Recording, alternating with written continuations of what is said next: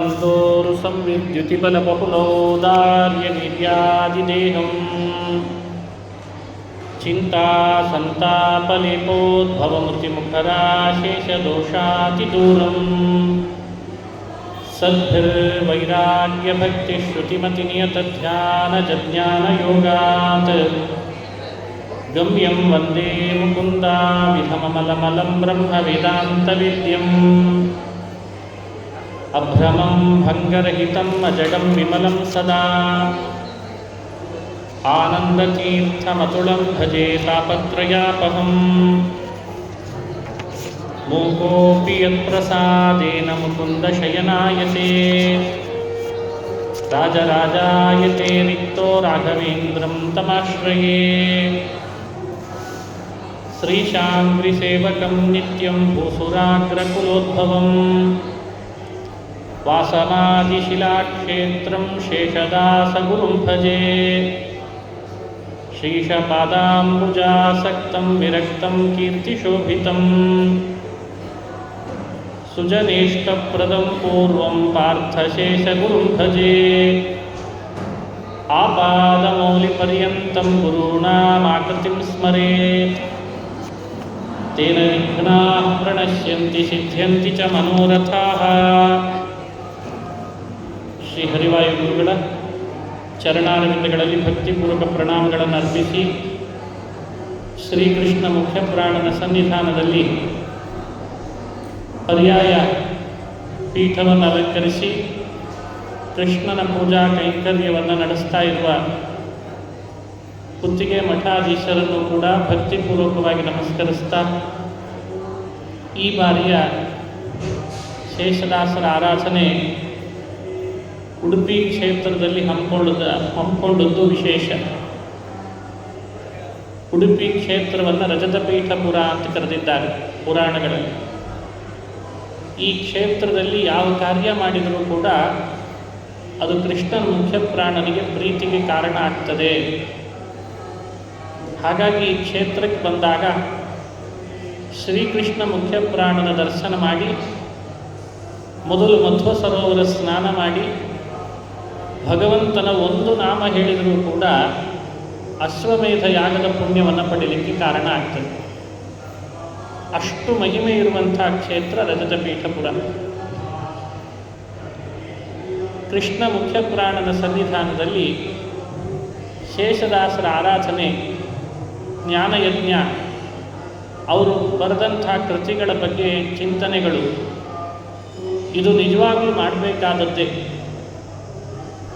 ಶ್ರೀಕೃಷ್ಣನಿಗೆ ಪಾರ್ಥಸಖ ಅಂತ ಹೆಸರಿದೆ. ಶೇಷದಾಸರು ಪಾರ್ಥಸಖನನ್ನು, ಪಾರ್ಥ ಸಾರಥಿಯನ್ನು ಆರಾಧಿಸಿದ್ದು ಅಂತ ಪ್ರಸಿದ್ಧಿ.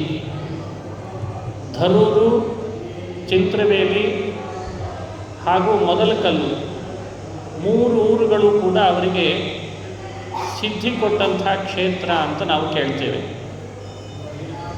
ಧಾಮತ್ರಯ ಅಂತಂತಾರೆ. ಧಾಮತ್ರಯಗಳಿದ್ದ ಹಾಗೆ ಭಗವಂತ ವೈಕುಂಠ, ಶ್ವೇತದ್ವೀಪ, ಅನಂತಾಸನದಲ್ಲಿದ್ದಂತೆ ಧಾಮತ್ರಯಗಳಿದ್ದಂತೆ ಶೇಷದಾಸರು ಕೂಡ 3 ಕಡೆಯಲ್ಲಿ ಹೆಚ್ಚು ವಾಸ ಮಾಡ್ತಾ ಇದ್ರಂತೆ. ಮೊದಲಕಲ್ಲಿನಲ್ಲಿ ಶಿವನಿಗೆ ಪ್ರೀತನಾದಂಥ ಶ್ರೀನಿವಾಸ ದೇವರನ್ನು ಆರಾಧನೆ ಮಾಡಿದರು. ಚಿಂತ್ರವೇಲಿಯಂತೂ ಅವರಿಗೆ ಸಿದ್ಧಿ ಕೊಟ್ಟಂಥ ಕ್ಷೇತ್ರ. ಹುತ್ತ ಬೆಳೆದದ್ದು ಪ್ರಾಣದೇವರ ಮೇಲೆ. ಅವರು ಹುತ್ತ ಎಲ್ಲ ಕೆದರಿದರಂತೆ. ಪ್ರಾಣತ್ಯಾಗ ಮಾಡೋಣ ಅಂತನಿಸಿ ಯಾವುದಾದ್ರೂ ಘಟಸರ್ಪ ಬಂದು ನಾನು ಕಚ್ಚಲಿ ಅಂತ ಕೆದರಿದರಂತೆ. ಸಂದರ್ಭ ಬಹಳ ವಿಚಿತ್ರ. ಎಲ್ಲರ ಜೀವನದಲ್ಲೂ ಬದಲಾವಣೆಗೆ ಅಂತ ಒಂದು ಸಮಯ ಇಟ್ಟಿರ್ತಾನೆ ದೇವರು. ಆ ಸಮಯ ಬರೋ ತನಕ ಕಾಯಲೇಬೇಕು. ಅಲ್ಲಿವರೆಗೂ ಮನುಷ್ಯ ಏನೆಲ್ಲ ಅನುಭವಿಸ್ತಿರ್ತಾನೆ. ಆ ಸಮಯ ಬಂದಾಗ ಒಂದು ಬದಲಾವಣೆ ಆಗ್ತದಲ್ಲ, ಜೀವನದಲ್ಲಿ ಮತ್ತೆ ಹಿಂತಿರುಗುವ ಪ್ರಶ್ನೆನೇ ಇರಲ್ಲ. ಹಾಗೆ ಬದಲಾವಣೆ ಮಾಡಿಬಿಡ್ತಾನೆ ಭಗವಂತ.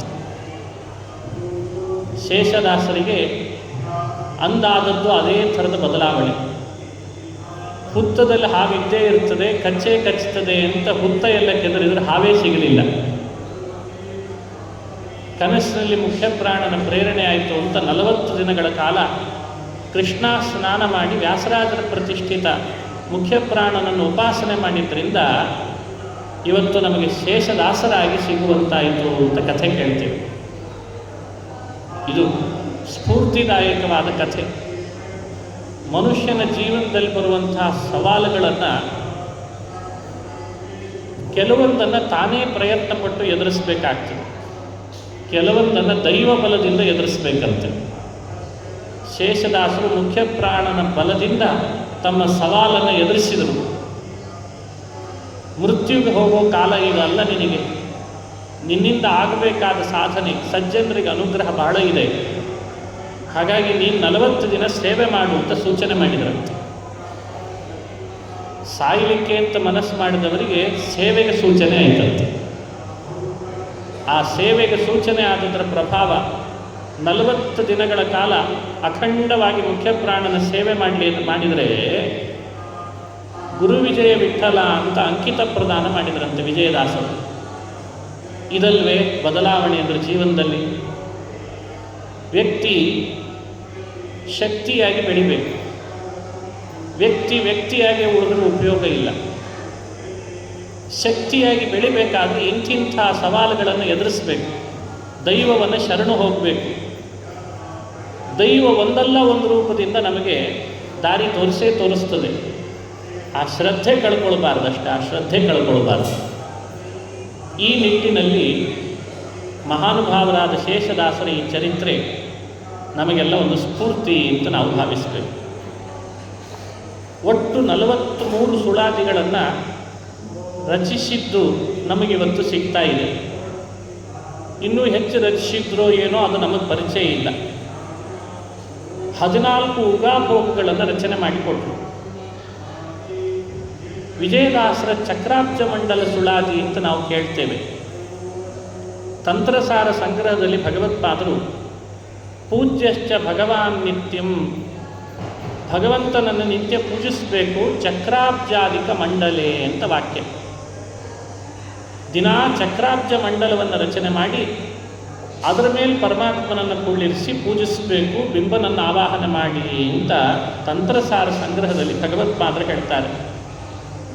ಆ ಚಕ್ರಾಬ್ಜ ಮಂಡಲದ ವಿಶೇಷತೆಯನ್ನು ಕಂಕಣಾಕಾರ ಸುಳಾದಿ ಎನ್ನುವ ಹೆಸರಿನಲ್ಲಿ ವಿಜಯಪ್ರಭುಗಳು ರಚನೆ ಮಾಡಿಕೊಟ್ಟಿದ್ದಾರೆ. ಅತ್ಯಂತ ಸ್ಪಷ್ಟವಾಗಿ ಗಜವೀಥಿ, ಅಜವೀಥಿ, ವೀಥಿಗಳನ್ನು ಬಹಳ ಸ್ಪಷ್ಟವಾಗಿ ಅನುಸಂಧಾನ ಮಾಡಿಸಿದ್ದಾರೆ. ಆ ಸುಳಾದಿಗೆ ಅತ್ಯುಪಯುಕ್ತವಾದ ರೀತಿಯಲ್ಲಿ ವಿವರಣೆಯನ್ನು ಕೂಡ ದಾಸರು ರಚಿಸಿದ್ರು ಅಂತ ಉಲ್ಲೇಖ ಮಾಡ್ತಾರೆ. ನಮಗದು ಉಪಲಬ್ಧ ಆಗಿಲ್ಲ. ಗೋರೇಬಾಳ್ ಹನುಮಂತರಾಯರು ವಿವರಣೆ ಮಾಡಿದ್ದಾರೆ ಅಂತ ಉಲ್ಲೇಖಿಸಿದ್ದಾರೆ, ಆದರೆ ಉಪಲಬ್ಧ ಆಗಿಲ್ಲ ಅಂತ ತಿಳಿಸ್ತಾರೆ. ಇರಲಿ, ಭೂಮಿಗೆ ಬಂದ ಸಾಧನಾ ಜೀವಿಗಳು ತಮ್ಮ ಸಾಧನೆಯನ್ನು ಮಾತ್ರ ಮಾಡಿಕೊಳ್ಳದೇನೆ ತಮ್ಮ ಸಾಧನೆ ಜೊತೆಯಲ್ಲೇನೆ ಸಮಕಾಲೀನ ಹಾಗೂ ಮುಂದೆ ಬರುವ ಸಜ್ಜನರಿಗೂ ಉಪಯೋಗಕ್ಕೆ ಬರುವಂಥ ವಿಷಯಗಳನ್ನು ಸುಳಾದಿ, ಉಗಾಭೋಗ, ಪದಪದ್ಯಗಳ ಮೂಲಕವಾಗಿ ಕೊಟ್ಟು ಈ ದಾರಿಯಲ್ಲಿ ನಾನು ಹೋಗ್ತೇನೆ, ನೀವು ಸಾಧ್ಯವಾದರೆ ಈ ದಾರಿಯಲ್ಲಿ ಬರ್ರಿ ಅಂತ ಹೇಳ್ತಾರಲ್ಲ, ಇದೇ ಮಹಾತ್ಮರು ಮಾಡುವ ಉಪಕಾರ. ನಮಗೆ ಇದಕ್ಕಿಂತ ಉಪಕಾರ ಬೇರೆ ಏನು ಮಾಡಬೇಕು? ಊಟಕ್ಕೋ, ಹಣಕ್ಕೋ, ಮನೆಗೋ, ಮಡದಿಗೋ, ಮಕ್ಕಳಿಗೋ ಉಪಾಯಗಳು ಬೇರೆ ಬೇರೆ ಇದ್ದಾವೆ ಪಡೀಲಿಕ್ಕೆ. ಜ್ಞಾನಕ್ಕೆ ಅಂತ ಉಪಾಯ ಬೇರೆ ಇನ್ಯಾವುದಿದೆ? ಸಜ್ಜನರು ಮಾಡಿಕೊಟ್ಟ ಗ್ರಂಥಗಳಿಗಿಂತ ಬೇರೆ ಉಪಾಯ. ಹಾಗಾಗಿ ಈ ಗ್ರಂಥಗಳು ಸಾಧನಾ ಜೀವರಿಗೆ ಆಧ್ಯಾತ್ಮಿಕ ಸಾಧನೆಯನ್ನು ಮಾಡಿ ಎತ್ತರಕ್ಕೆ ಹೋಗಬೇಕು ಅಂತ ಆಸೆ ಪಡುವವನಿಗೆ ಅತ್ಯುಪಯುಕ್ತವಾದ ಗ್ರಂಥಗಳಾಗಿದ್ದಾವೆ. ಸರಿಸುಮಾರು 8-10 ವರ್ಷಗಳಿಂದ ಆರಾಧನೆಯಲ್ಲಿ ಪಾಲ್ಗೊಳ್ಳುವ ಭಾಗ್ಯ ನನಗೂ ಸಿಕ್ಕಿದೆ. ಅದು ದಾಸರ ಅನುಗ್ರಹ ಅಂತ ಭಾವಿಸ್ತೇನೆ. ಯಾವುದೋ ಜನ್ಮಾಂತರದ ಪುಣ್ಯನೂ ಇರಬೇಕು. ಆ ಸುಕೃತದಿಂದ ಪ್ರಾಚೀನ ಆಚೀರ್ಣ ಪುಣ್ಯೋಚ್ಚಯ ಚತುರತರ ಚಾರತಶ್ಚಾರು ಚಿತ್ತ, ಯಾವುದೋ ಸುಕೃತ ವಿಶೇಷದಿಂದ ಇಂಥ ಗ್ರಂಥಗಳನ್ನು, ಸುಳಾದಿಗಳನ್ನು, ಉಗಾಭೋಗಗಳನ್ನು ಓದಿದಾಗ ಸ್ವಲ್ಪ ಅರ್ಥ ಮಾಡಿಕೊಳ್ಳುವಂತಹ ಭಾಗ್ಯ ಬಂದಿದೆ. ಆರಾಧನೆಗೆ ಬರಲಿಲ್ಲ ಅಂತಾಗಿದ್ದರೆ ನಮಗಿದನ್ನು ಓದೋ ಸಂದರ್ಭಗಳು ಬರ್ತಿರಲಿಲ್ವೇನೋ. ಹಾಗಾಗಿ ದಾಸರು ಇಂಥವುಗಳನ್ನೆಲ್ಲ ಯೋಜನೆ ಮಾಡಿರ್ತಾರೆ ಅಂತ ಭಾವಿಸ್ತೇನೆ.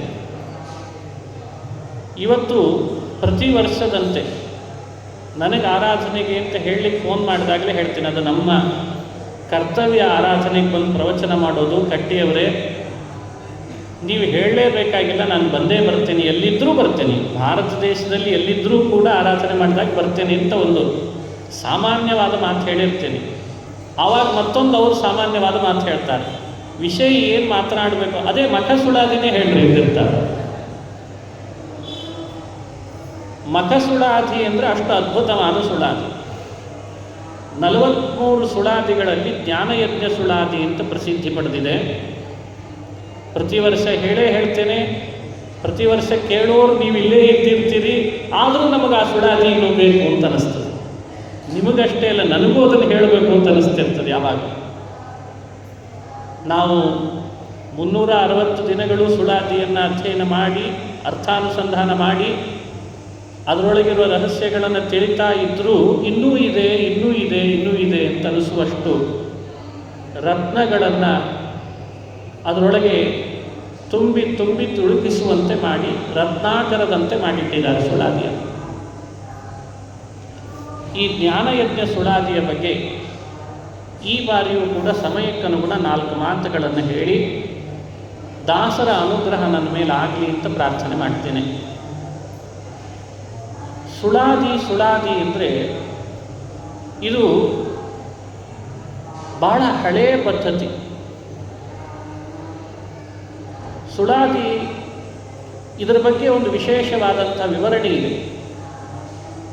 ಸಂಸ್ಕೃತದಲ್ಲಿ ಸೂಡ ಅಂತ ಒಂದು ಶಬ್ದ. ಈ ಶಬ್ದ ಸ್ವಲ್ಪ ವ್ಯತ್ಯಾಸ ಆಗಿ ಹಿಂದೂಸ್ತಾನಿ ಸಂಗೀತದಲ್ಲಿ ಸೂದ ಅಂತ ಆಯ್ತಂತೆ. ಮುಂದೆ ಅದು ಬದಲಾವಣೆ ಆಗ್ತಾ ಸೂಡಾದಿ ಆಗಿ ಕನ್ನಡದಲ್ಲಿ ಕೊನೆಗೆ ಉಳ್ಕೊಂಡಿರೋದು ಸುಳಾದಿ ಅಂತ ಆಯ್ತಂತೆ.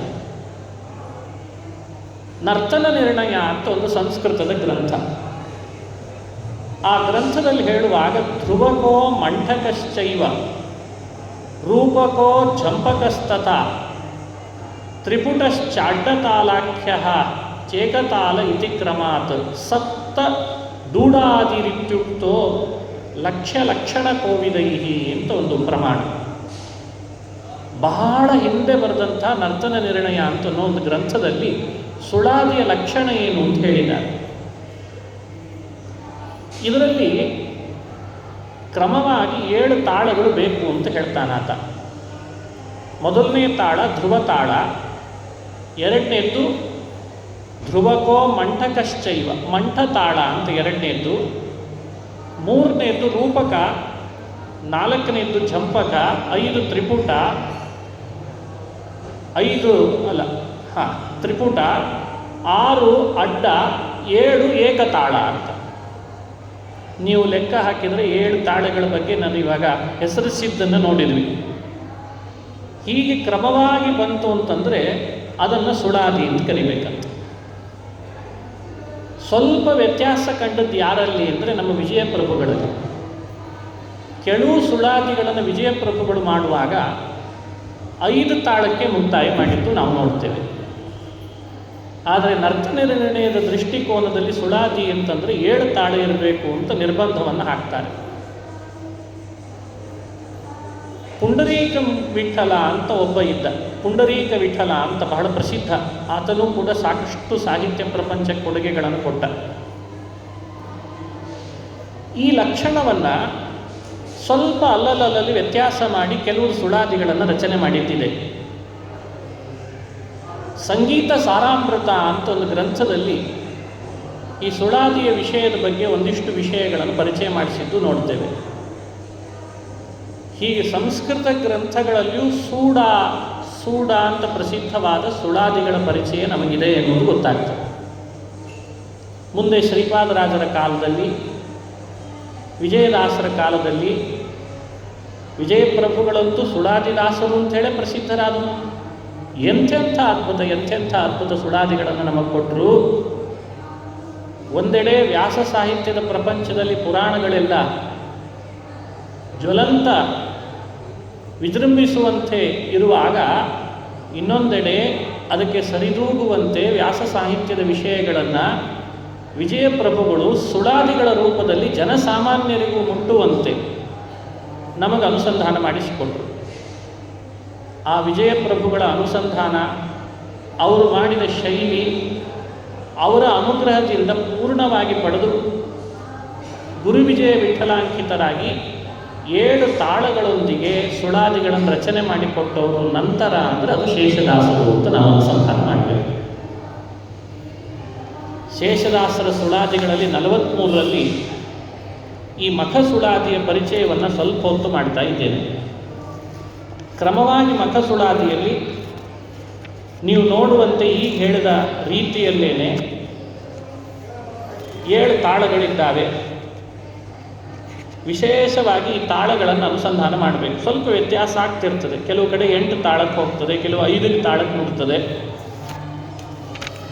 ಅದರಲ್ಲಿ ಮಖ ಸುಳಾದಿ ಮೊದಲನೇದು ಧ್ರುವ ತಾಳ. ಧ್ರುವಕೋ ಮಂಠಕಶ್ಚೈವ ಅಂತ ಹೇಳಿದ್ರಿಂದ ಮೊದಲನೇದು ಧ್ರುವ ತಾಳ. ಎರಡನೇದು ಮಂಠಕ ಅಂತ ಏನು ಸಂಸ್ಕೃತದ ಶಬ್ದದಲ್ಲಿ ಮಂಠಕ ತಾಳ ಅಂತಾರೆ, ಅದನ್ನು ಕನ್ನಡದಲ್ಲಿ ಮಟ್ಟ ಅಂತ ಆಮೇಲೆ ಪದ್ಧತಿ ಬಂತಂತೆ. ಎರಡನೇದು ಮಟ್ಟ ತಾಳ. ಮೂರನೇದು ರೂಪಕ. ನಾಲ್ಕನೇದು ಝಂಪಕ. ಅದನ್ನು ಜಂಪ ಅಂತ ಹೇಳಿ ಕರೆದಿದ್ದರೆ ಸಂಸ್ಕೃತದಲ್ಲಿ ಜಂಪಕಶ್ಚೈವ ಅಂತ ನರ್ತನ ನಿರ್ಣಯದಲ್ಲಿ ಆತ ಸಂಸ್ಕೃತದಲ್ಲಿ ಹೇಳಿದ್ದಾನೆ. ಹೀಗೆ 5ನೇದು ತ್ರಿವಡಿ, 6 ಅಡ್ಡತಾಳ, 7 ಆದಿತಾಳ, 8ನೇದು ಧ್ರುವತಾಳ. ಹೀಗೆ ತಾಳಗಳು ಸ್ವಲ್ಪ ಹೆಚ್ಚಾಗಿ ನಮಗೆ ಕಂಡು ಬರುತ್ತದೆ ಮಖಸುಳಾದಿಯಲ್ಲೂ ಕೂಡ. ಈ ಮಖಸುಳಾದಿಯ ವಿಶೇಷತೆ ಏನು? ಜ್ಞಾನಯಜ್ಞವನ್ನು ಹೇಗೆ ಮಾಡಬೇಕು ಮನುಷ್ಯ ಅಂತ ಸಂಗ್ರಹಿಸಿ ಕೆಲವು ವಿಷಯಗಳನ್ನು ವಿಸ್ತಾರ ಮಾಡಿ ಹೇಳಿದ್ದೇ ಇದು. ಅಂದರೆ ಅವ್ರಿಗೆ ಗೊತ್ತು, ಎಲ್ಲ ವಿಸ್ತಾರ ಮಾಡಿದರೆ ಬುದ್ಧಿಯಲ್ಲಿ ಹೋಗಲ್ಲ ಅಂತ ಗೊತ್ತು ಅವರಿಗೆ. ನಮಗಿಂತ ಚೆನ್ನಾಗಿ ನಮ್ಮ ಬಗ್ಗೆ ಪರಿಚಯ ಅವರಿಗೆ ಇರ್ತದೆ. ಸಾಧನ ಜೀವಿಗಳಿಗೆ ಎಲ್ಲ ವಿಸ್ತಾರ ಮಾಡಿಕೊಟ್ರೆ ಹೋಗಲ್ಲ ಅಂಥೇಳಿ ಎಲ್ಲ ಸಂಕ್ಷೇಪ ಮಾಡಿದರೂ ತಿಳಿಯಲ್ಲ. ಅದಕ್ಕೆ ನಮ್ಮಲ್ಲಿ ಇವತ್ತು ಎಡಿಟಿಂಗ್ ವರ್ಕ್ ಅಂತ ಕರೀತಾರೆ. ಎಡಿಟ್ ಮಾಡೋದು. ಎಷ್ಟನ್ನು ತಿಳಿಸೋದ್ರಿಂದ ಮನುಷ್ಯ ಬೇಗ ಅದನ್ನು ಗ್ರಹಿಸಬಲ್ಲ. ಅದರಲ್ಲಿ ಧ್ರುವತಾಳ ಮೊದಲನೇದು, ಅದನ್ನು ಸ್ವಲ್ಪ ಆದರೂ ಪರಿಚಯ ಮಾಡಿಕೊಳ್ಳುವ ಪ್ರಯತ್ನ ಮಾಡ್ತೇನೆ. ಮಖವನ್ನೇ ಮಾಡುವುದು ಮರ್ಮವನರಿತು, ವಿಘನ ಸಾರ್ಚಿತ ಪಾದ ಮನದಿ ನಿಲ್ಲಿಸಿ ಕಕುಲಾತಿಯನ್ನೇ ಬಿಟ್ಟು,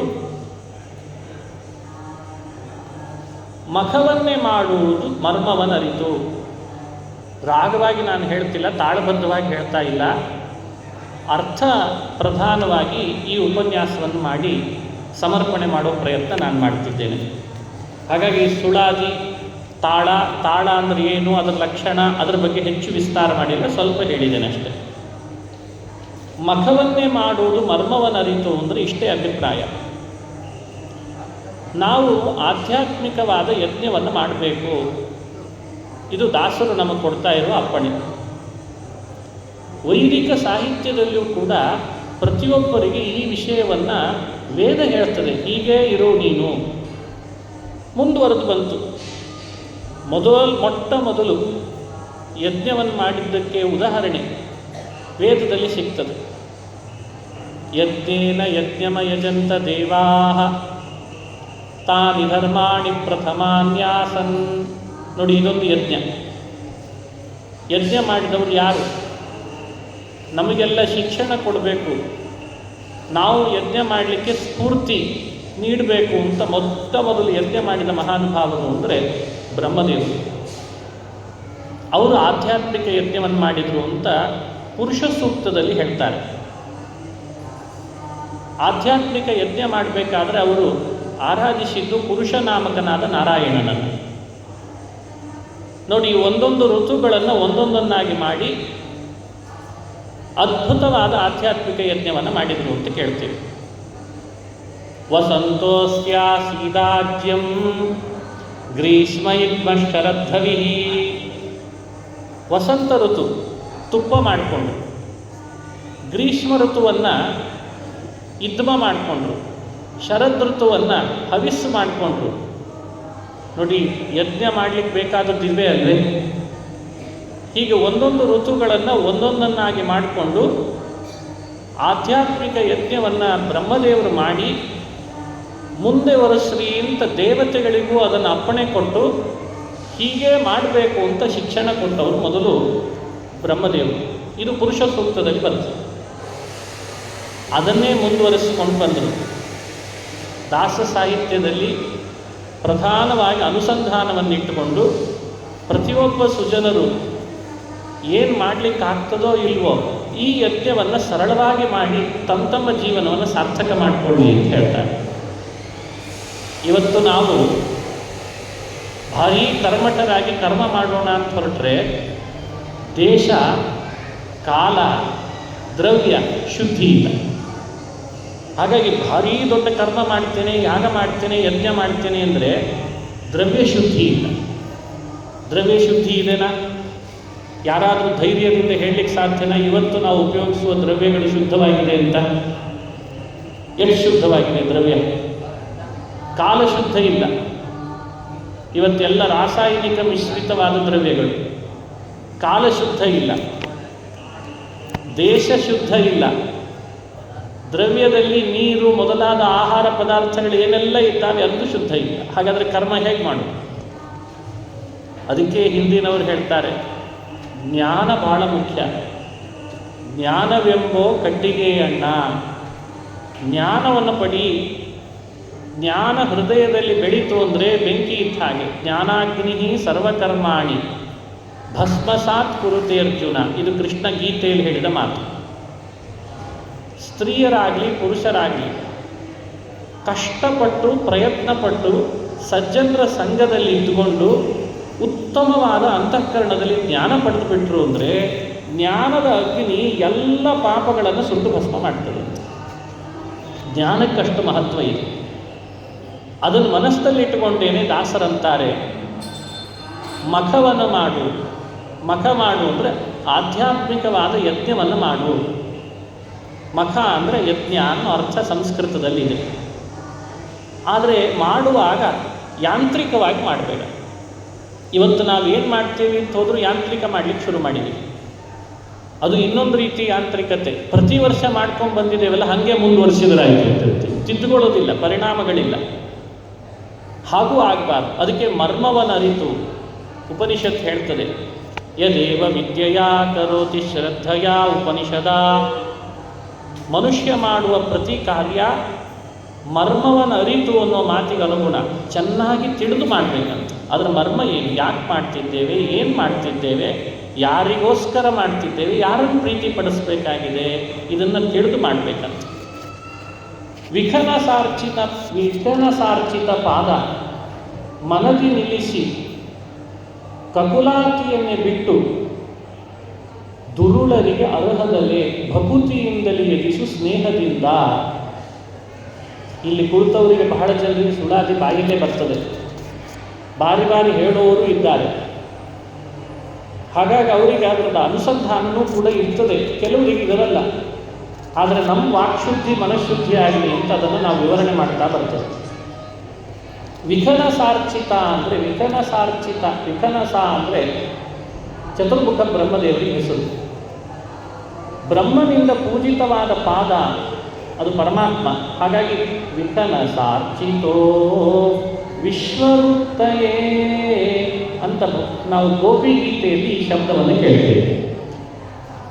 ಬ್ರಹ್ಮನಿಂದ ಪೂಜಿತವಾದ ಪಾದ ಅಂದರೆ ಅದು ವಿಷ್ಣು ನಾರಾಯಣ. ಅವ ನಮ್ಮೆಲ್ಲರ ಬಿಂಬರೂಪಿ ಶ್ರೀಹರಿ. ಮನದಿ ನಿಲ್ಲಿಸಿ, ಅವನನ್ನು ಮನಸ್ಸಿನಲ್ಲಿ ನಿಲ್ಲಿಸಿ ಕಕುಲಾತಿಯನ್ನು ಬಿಟ್ಟು ದುರುಳರಿಗೆ ಅರ್ಹದಲ್ಲೇ. ಕಕಲಾತಿಗೆ ಹೋಗಬೇಡ. ಇದು ನಮ್ಮ ಕಡೆ ಭಾಷೆ. ಯಾಕಷ್ಟು ಕಳವಳ ಮಾಡ್ಕೊಳ್ತೀವಿ? ಏನೇನೋ ವಿಷಯಗಳನ್ನು ಮನಸ್ಸಲ್ಲಿ ತಂದುಕೊಂಡು ಕಳವಳ ಮಾಡ್ಕೊಳ್ಳಿಕ್ಕೆ ಹೋಗಬೇಡ. ಆ ಕಕಲಾತಿಯನ್ನು ಬಿಟ್ಟು ದುಷ್ಟ ಜನರಿಗೆ ಹೇಳಲಿಕ್ಕೂ ಹೋಗಬೇಡ. ಭಕುತಿಯಿಂದಲೇ ಯಜಿಸು, ಸ್ನೇಹದಿಂದ ನಖ ಶಿಖ ಪರಿಪೂರ್ಣ ಹರಿತಾನು ವಿಧಿಶುವಾದಿ ಕೃಕವಾಕ ಮೊದಲಾದ 84 ಲಕ್ಷ ಸಕಲ ಜೀವರಲ್ಲಿ 84 ಲಕ್ಷ. 84 ಲಕ್ಷ ಅನ್ನೋದು ಒಂದೇ ಪದ. ಒಬ್ಬ ವ್ಯಕ್ತಿ ಭೂಮಿಯಲ್ಲಿ ಬರುವಾಗ ಒಟ್ಟು ಎಷ್ಟು ಯೋನಿಗಳಲ್ಲಿ ಬರ್ತಾನೆ? 84 ಲಕ್ಷ ಯೋನಿಗಳಲ್ಲಿ ಬರ್ತಾನೆ. ಅದನ್ನು ದಾಸರಾಯರು ಸಂಗ್ರಹ ಮಾಡ್ತಾರೆ. ನಾವು ನೀವು ಈಗಾಗಲೇ ಮನುಷ್ಯ ಯೋನಿಯಲ್ಲಿ ಬಂದಿದ್ದೇವೆ ಅಂದರೆ ಈ ಯೋನಿಯಲ್ಲಿ ಏನು ಸುಲಭ ಬಂದಿಲ್ಲ. 84 ಲಕ್ಷ ಯೋನಿಗಳನ್ನು ದಾಟಿ ಒಬ್ಬ ವ್ಯಕ್ತಿ ತನ್ನನ್ನು ತಾನು ಹುಟ್ಟಿಸ್ಕೊಳ್ಳುವಂತೆ ಭೂಮಿಯಲ್ಲಿ ಮಾಡ್ತಾನೆ. ಅದಕ್ಕೆ ಹೇಳ್ತಾರೆ, ನಖ ಶಿಖ ಪರಿಪೂರ್ಣ ಹರಿ ತಾನು ವಿಧಿ ಶಿವಾದಿ ಕೃಕವಾಕ ಮೊದಲಾದ 84 ಲಕ್ಷ ಸಕಲ ಜೀವಗಳಲ್ಲಿ ತನ್ನಾಮ ತದ್ರೂಪ ಸಖನಾಗಿ ಧರಿಸಿ ತತ್ತಚೇಷ್ಟೆಗಳ ಯುಗುತಿಯಿಂದಲಿ ಮಾಡುವ ಅಂಬಸ ಪದ್ಮಮಿವ ಆ ಸಕುತಿಯಿಂದಲಿ ಗ್ರಹಿಸೋ ಮುಖ್ಯವಾಗಿ ತೊಕು ಮೊದಲಾದ ಧಾತು ಕರಣ ದೇಹದಲ್ಲಿ ಅನೇಕ ರೂಪಗಳಿಂದ ವ್ಯಾಪ್ತನಾಗಿ ಪ್ರಕೃತಿ ಕಾಲ ಕರ್ಮ ಜೀವ ಲಕ್ಷಣದಂತೆ ಸಖನಾಗಿ ಮಾಡಿ ತಜ್ಜನಿತವಾದ ಸುಖ ದುಃಖ ಫಲ ಅನಶ್ಯನನ್ಯಂಬೋ ಶ್ರುತಿಯಂತೆ ಏಕಮೇವನು ಉಣದೆ ಜೀವರಿಗೆ ಹಾಕುವ ತೆರ ಆತ್ಮೋಪಮ್ಮೇನ ಸರ್ವತ್ರ ಲೋಕಾದಿ ತಿಳಿಯೋ ಇನಿತು ನೀನು ಯೋಂತಶ್ಚರತಿ ಭೂತಾತ್ಮ ಯಸ್ತಪತ್ಯಂಡ ಮಧ್ಯಗಃ ಶುಕಮುನಿ ವಾಕ್ಯದಂತೆ ದೃಢದಿ ನಂಬೋ ಶಕ್ತನಾದ ಹರಿ ನಿಂದು ಮಾಡಿಸಿದರೆ ಲಕುಮಿ ವಿರಿಂಚಿ ಭವಶಕ್ರಾದ್ಯರು ಅಶಕ್ತರಯ್ಯ ಶ್ವಾಸ ಬಿಡಲು ಯೋಗ್ಯರಲ್ಲ. ಪ್ರಕಟವಾಗಿದೆ ಶ್ರುತಿ ಶಾಸ್ತ್ರದಲ್ಲಿ ಮುಕುತಿಗೆ ದ್ವಾರವಿದು ಇನಿತು ತಿಳಿವ ನರ ರಿಕೃತನಲ್ಲವೋ ಬಲು ಭಾಗ್ಯಾಧಿಕನು ಭಕುತಿಯಿಂದಲೇ ಅಲ್ಪ ಜಲವ ಕೊಡುವನ್ಯಾಕೆ ವಿಖನ ಸಾಂಡ ದಾನವಿತ್ತ ಫಲಕ್ಕೆ ಅಧಿಕಾರಿಯಾಗುವನು ಸಂಸಾರ ಮುಕ್ತನಾಗಿ ಶಕಟ ಭಂಜನ ಕರವ ಬಿಡಿವ ವೇಗ ಕೃಕಳಾಂತರ್ಯಾಮಿ ಗುರುವಿಜಯ ವಿಠಲರೇಯ ಮಖಶಬ್ದವಾಕ್ಯನು ಮಖಭೂತನು. ಮೊದಲನೇ ತಾಳವನ್ನು ಪೂರ್ಣವಾಗಿ ನಾವು ಚಿಂತನೆ ಮಾಡಬೇಕು. ಈ ತಾಳದಲ್ಲಿ ದಾಸರು ಹೇಳುವಂಥ ವಿಷಯಗಳ ಸಂಗ್ರಹ ಮಾಡಿದರೆ ಮೊದಲು ಅವರು ಹೇಳಿದ್ದು 84 ಲಕ್ಷ ಜೀವರಲ್ಲಿ ಪರಮಾತ್ಮ ಆ ನಾಮದಿಂದಿರ್ತಾನೆ ಅಂತ ಅನುಸಂಧಾನ ಮಾಡಬೇಕಂತ. ತನ್ನಾಮ ತದ್ರೂಪ ಸಖನಾಗಿ ಧರಿಸಿ ತತ್ತಚೇಷ್ಟೆಗಳ ಯುಗುತಿಯಿಂದಲೇ ಮಾಡುವ, ಇದು ಮೊದಲನೇ ವಿಷಯ. 84 ಲಕ್ಷ ಜೀವರಲ್ಲಿ 84 ಲಕ್ಷ ನಾಮ ರೂಪ ಚೇಷ್ಟೆ ಎಲ್ಲವನ್ನು ಮಾಡಿಸುವುದು ಶ್ರೀಹರಿ. ಇದಕ್ಕೆ ಸಾಕಷ್ಟು ಪ್ರಮಾಣಗಳಿದ್ದಾರೆ. ಇದನ್ನು ನಾವು ಅನುಸಂಧಾನ ಮಾಡಬೇಕು. ಎರಡನೇ ವಿಷಯ, ಅವರು ಹೇಳುವಾಗ ಒಂದು ಮಾತು ಹೇಳ್ತಾರೆ, ಕೇವಲ ಪ್ರಮಾಣ ಇದೆ ಅಂತಷ್ಟೇ ತಿಳಿಬೇಡಿ, ಯುಗುತಿಯಿಂದಲೇ ಮಾಡ್ಪ ಅಂಬಸ ಪದ್ಮ.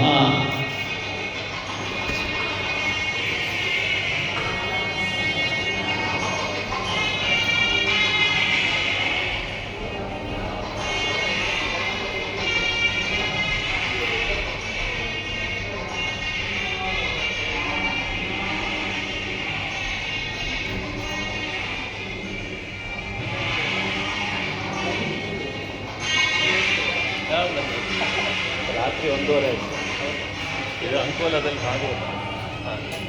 ನಿನ್ನೆ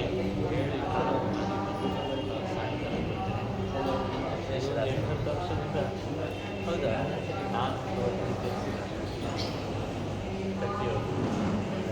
ಗುಲಾಬಿ ಬಗ್ಗೆ ನೀವು ಮೊದಲು ಮಾಡಿ, ನಾನು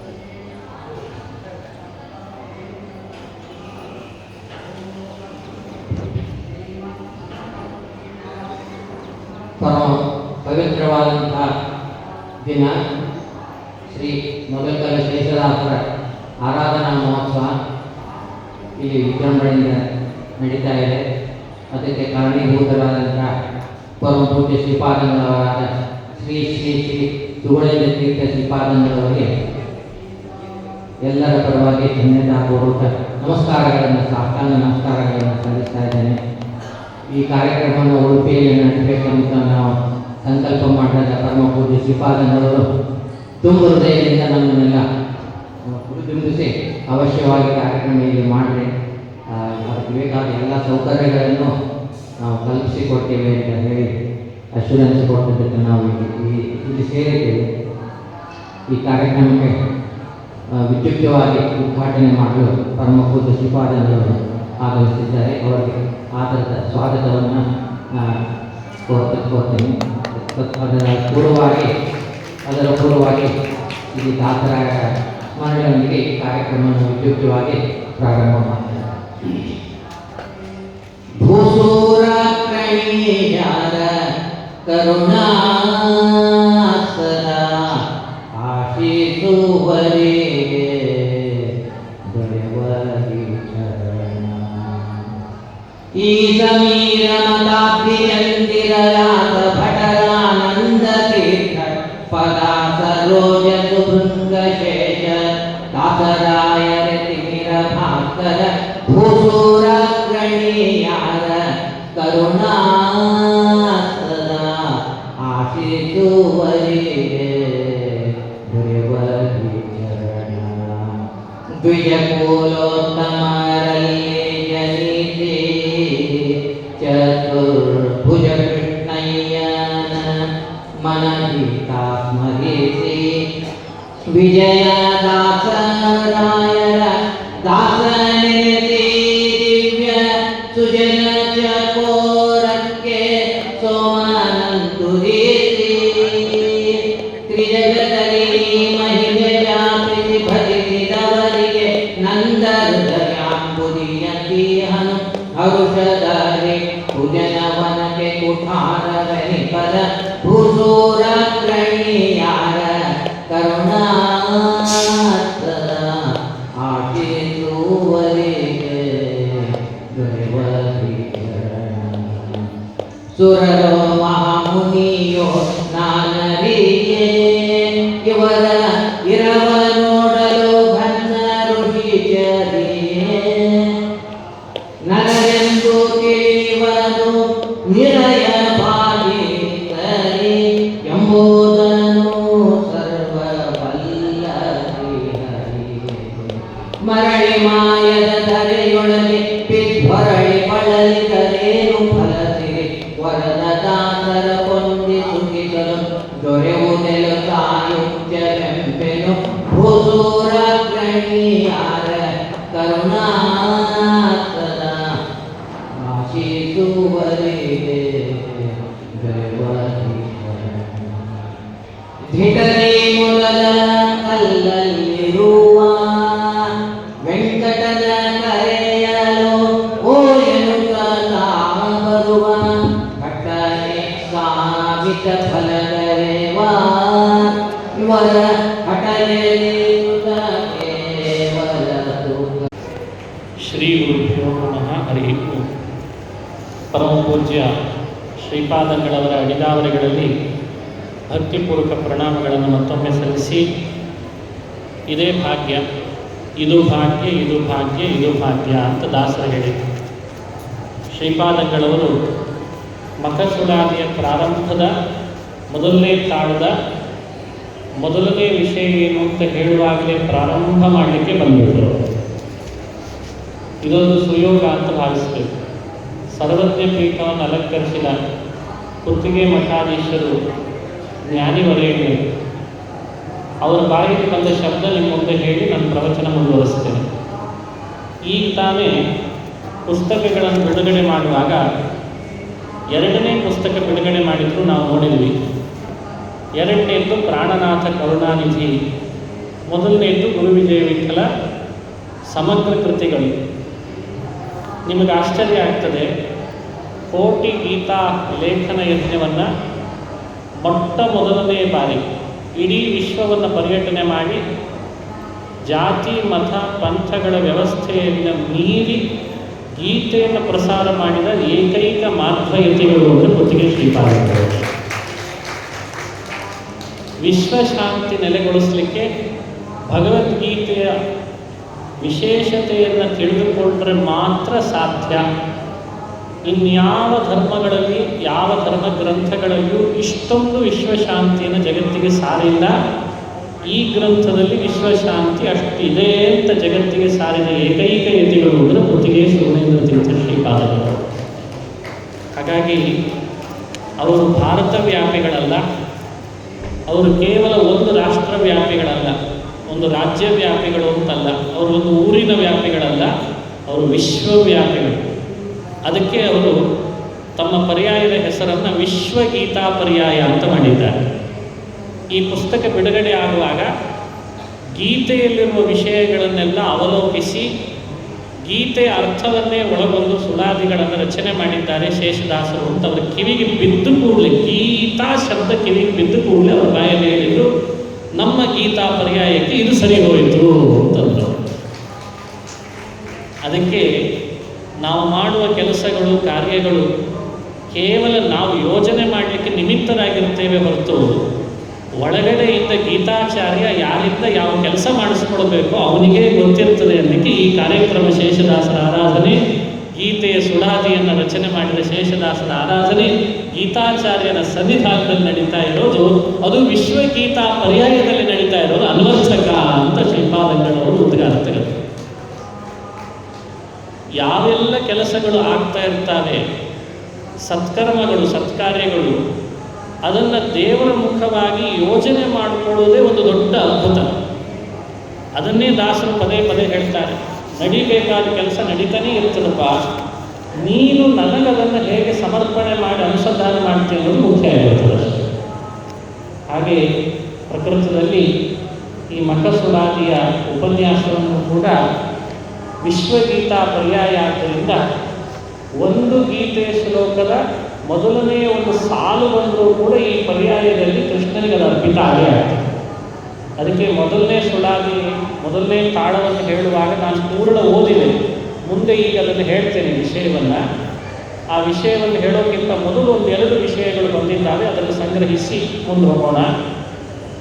84 ಲಕ್ಷ ಜೀವ ನಾಮ ರೂಪ ಚೇಷ್ಟೆಗಳನ್ನು ಮಾಡ್ತಾನೆ ಭಗವಂತ ಅನ್ನೋ ವಿಷಯ ಹೇಳಿದ್ದು ಮೊದಲನೇ. ಎರಡನೇ ವಿಷಯ,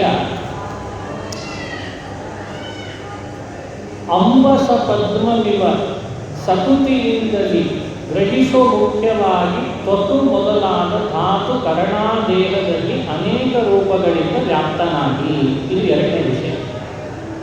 ಅಂಬಸ ಪದ್ಮವಿವ ಸಕುತಿಯಿಂದಲಿ ಗ್ರಹಿಸೋ, ಮನುಷ್ಯ ಪದ್ಮಪತ್ರ ವಿವಾಂಬಸ ಅಂತ ಭಾಗವತದಲ್ಲಿ ಹೇಳಿದಂತೆ ಪ್ರತಿಯೊಂದು ವಿಷಯಗಳನ್ನು ಆತ ಕಮಲದ ಎಲೆ ಮೇಲೆ ನೀರು ಬಿದ್ದರೂ, ನೀರು ಆಶ್ರಯ ಪಡೆದಿದೆ ತರಿಸಿದ್ರೂ ಕೂಡ ನೀರು ಅದಕ್ಕೆ ಅಂಟಿರಲ್ಲ, ಅಂಟದೇ ಇರ್ತದೆ. ಹಾಗೆ ನಾವು ಪ್ರತಿ ವಿಷಯಗಳನ್ನು ಭಾಗವತದಲ್ಲಿ ಹೇಳಿದ ಮಾತಿಗನುಗುಣ ದಾಸರು ಹೇಳ್ತಾರೆ, ಅಂಬಸ ಪದ್ಮವಿವ ಸಕುತಿಯಿಂದಲೇ ಗ್ರಹಿಸೋ ಮುಖ್ಯವಾಗಿ, ಅದು ಹಿಂದಕ್ಕೂ ಅಲ್ಲದೆ ವಿಕೃತಿಯಿಂದಲೇ ಮಾಡ್ಕೋ ಅಂಬಸ ಪದ್ಮವಿವ ಅಂತ ಅಲ್ಲಿ ನಮಗೆ ಭಗವಂತ ನಾವು ಹೇಗಿರಬೇಕು ಅಂತ ಶಿಕ್ಷಣ ಕೊಡಲಿಕ್ಕೆ ಮೊದಲು ತಾನು ಹಾಗೆ ಎಂದು ತೋರಿಸ್ತಾನಂತೆ. ಎಲ್ಲ ಸೃಷ್ಟಿ ಮಾಡಿರೋನು ಅವನೇ, ಎಲ್ಲರೊಳಗಿರುವವನು ಅವನೇ, ಎಲ್ಲ ನಾಮಗಳು ಹೇಳೋದು ಅವನೇ, ಎಲ್ಲ ಕ್ರಿಯೆಗಳನ್ನು ನಡೆಸೋನು ಅವನೇ. ಆದರೆ ಯಾವುದರೊಳಗೂ ಕೂಡ ಪರಮಾತ್ಮ ಅವುಗಳ ವಿಕಾರಕ್ಕೆ ಒಳಗಾಗದೇ ಇರೋ ಹಾಗಿಲ್ಲ. ಅದಕ್ಕೊಂದು ಉದಾಹರಣೆ ಬೇಕಾಗಿತ್ತು, ಅಂಬಸ ಪದ್ಮವಿವ ಅಂತ ದಾಸರು ಕೊಟ್ಟಿದ್ದಾರೆ. ಇದು ನಮಗೊಂದು ಶಿಕ್ಷಣ. ಎಲ್ಲ ಕೆಲಸಗಳನ್ನು ಮಾಡು, ಎಲ್ಲರೊಳಗೆ ಬೆರಿ, ಎಲ್ಲರಂತೆ ನೀನಿರು, ಆದರೆ ಯಾರ ಒಳಗೂ ನೀನು ಹೋಗಬೇಡ ಅಂತ ಅರ್ಥ. ಇದಕ್ಕೆ ಉದಾಹರಣೆ ಯಾರು? ದೇವರೇ, ಭಗವಂತನೇ. ಅವ ಹೇಗೆ ಎಲ್ಲವನ್ನೂ ಮಾಡಿ ಎಲ್ಲರೊಳಗೂ ಇದ್ದು ಎಲ್ಲ ನಾಮದಿಂದಲೂ ಕರೆಸ್ಕೊಂಡು ಅಂಬಸ ಪದ್ಮದಂತೆ ಇಲ್ಲವೇ ಹಂಗೆ ನೀನಿರು ಅಂತ ನಮಗದನ್ನು ಅನುಸಂಧಾನ ಮಾಡಿಸ್ತಾರೆ.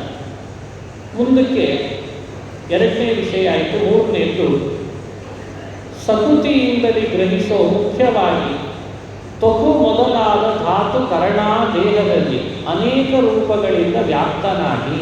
ಇದು ಎರಡನೇ ಮತ್ತೊಂದು ವಿಷಯ. ಮೂರನೇ, ತ್ವಕ್ ಚರ್ಮ, ಮಾಂಸ, ಮಜ್ಜ, ಮೇಧಸ್ಸು, ಇಂದ್ರಿಯಗಳು, ಇವುಗಳಿಗೆ ಚೀಲದಂತಿರುವ ದೇಹ.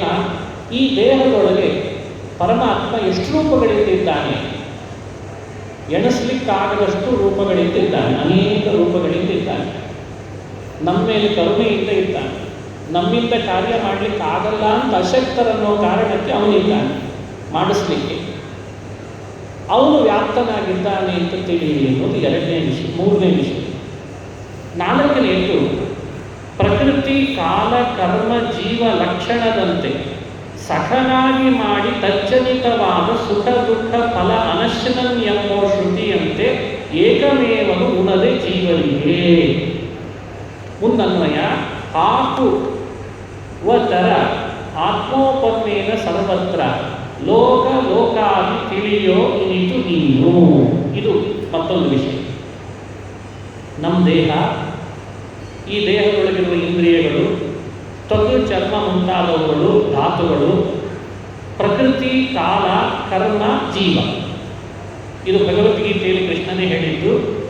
ಪ್ರಕೃತಿ ಮೂಲ ಪ್ರಕೃತಿ ಅಂತ ಅರ್ಥ, ಕಾಲ ಸಮಯ, ಕರ್ಮ ಅಂದರೆ ನಮ್ಮಿಂದ ಪರಮಾತ್ಮ ನಡೆಸುವಂತಹ ಕರ್ಮಗಳು, ಹಾಗೂ ಜೀವ. ಈ ಎಲ್ಲರೂ ಕೂಡ ಭಗವಂತ ಇರ್ತಾನೆ.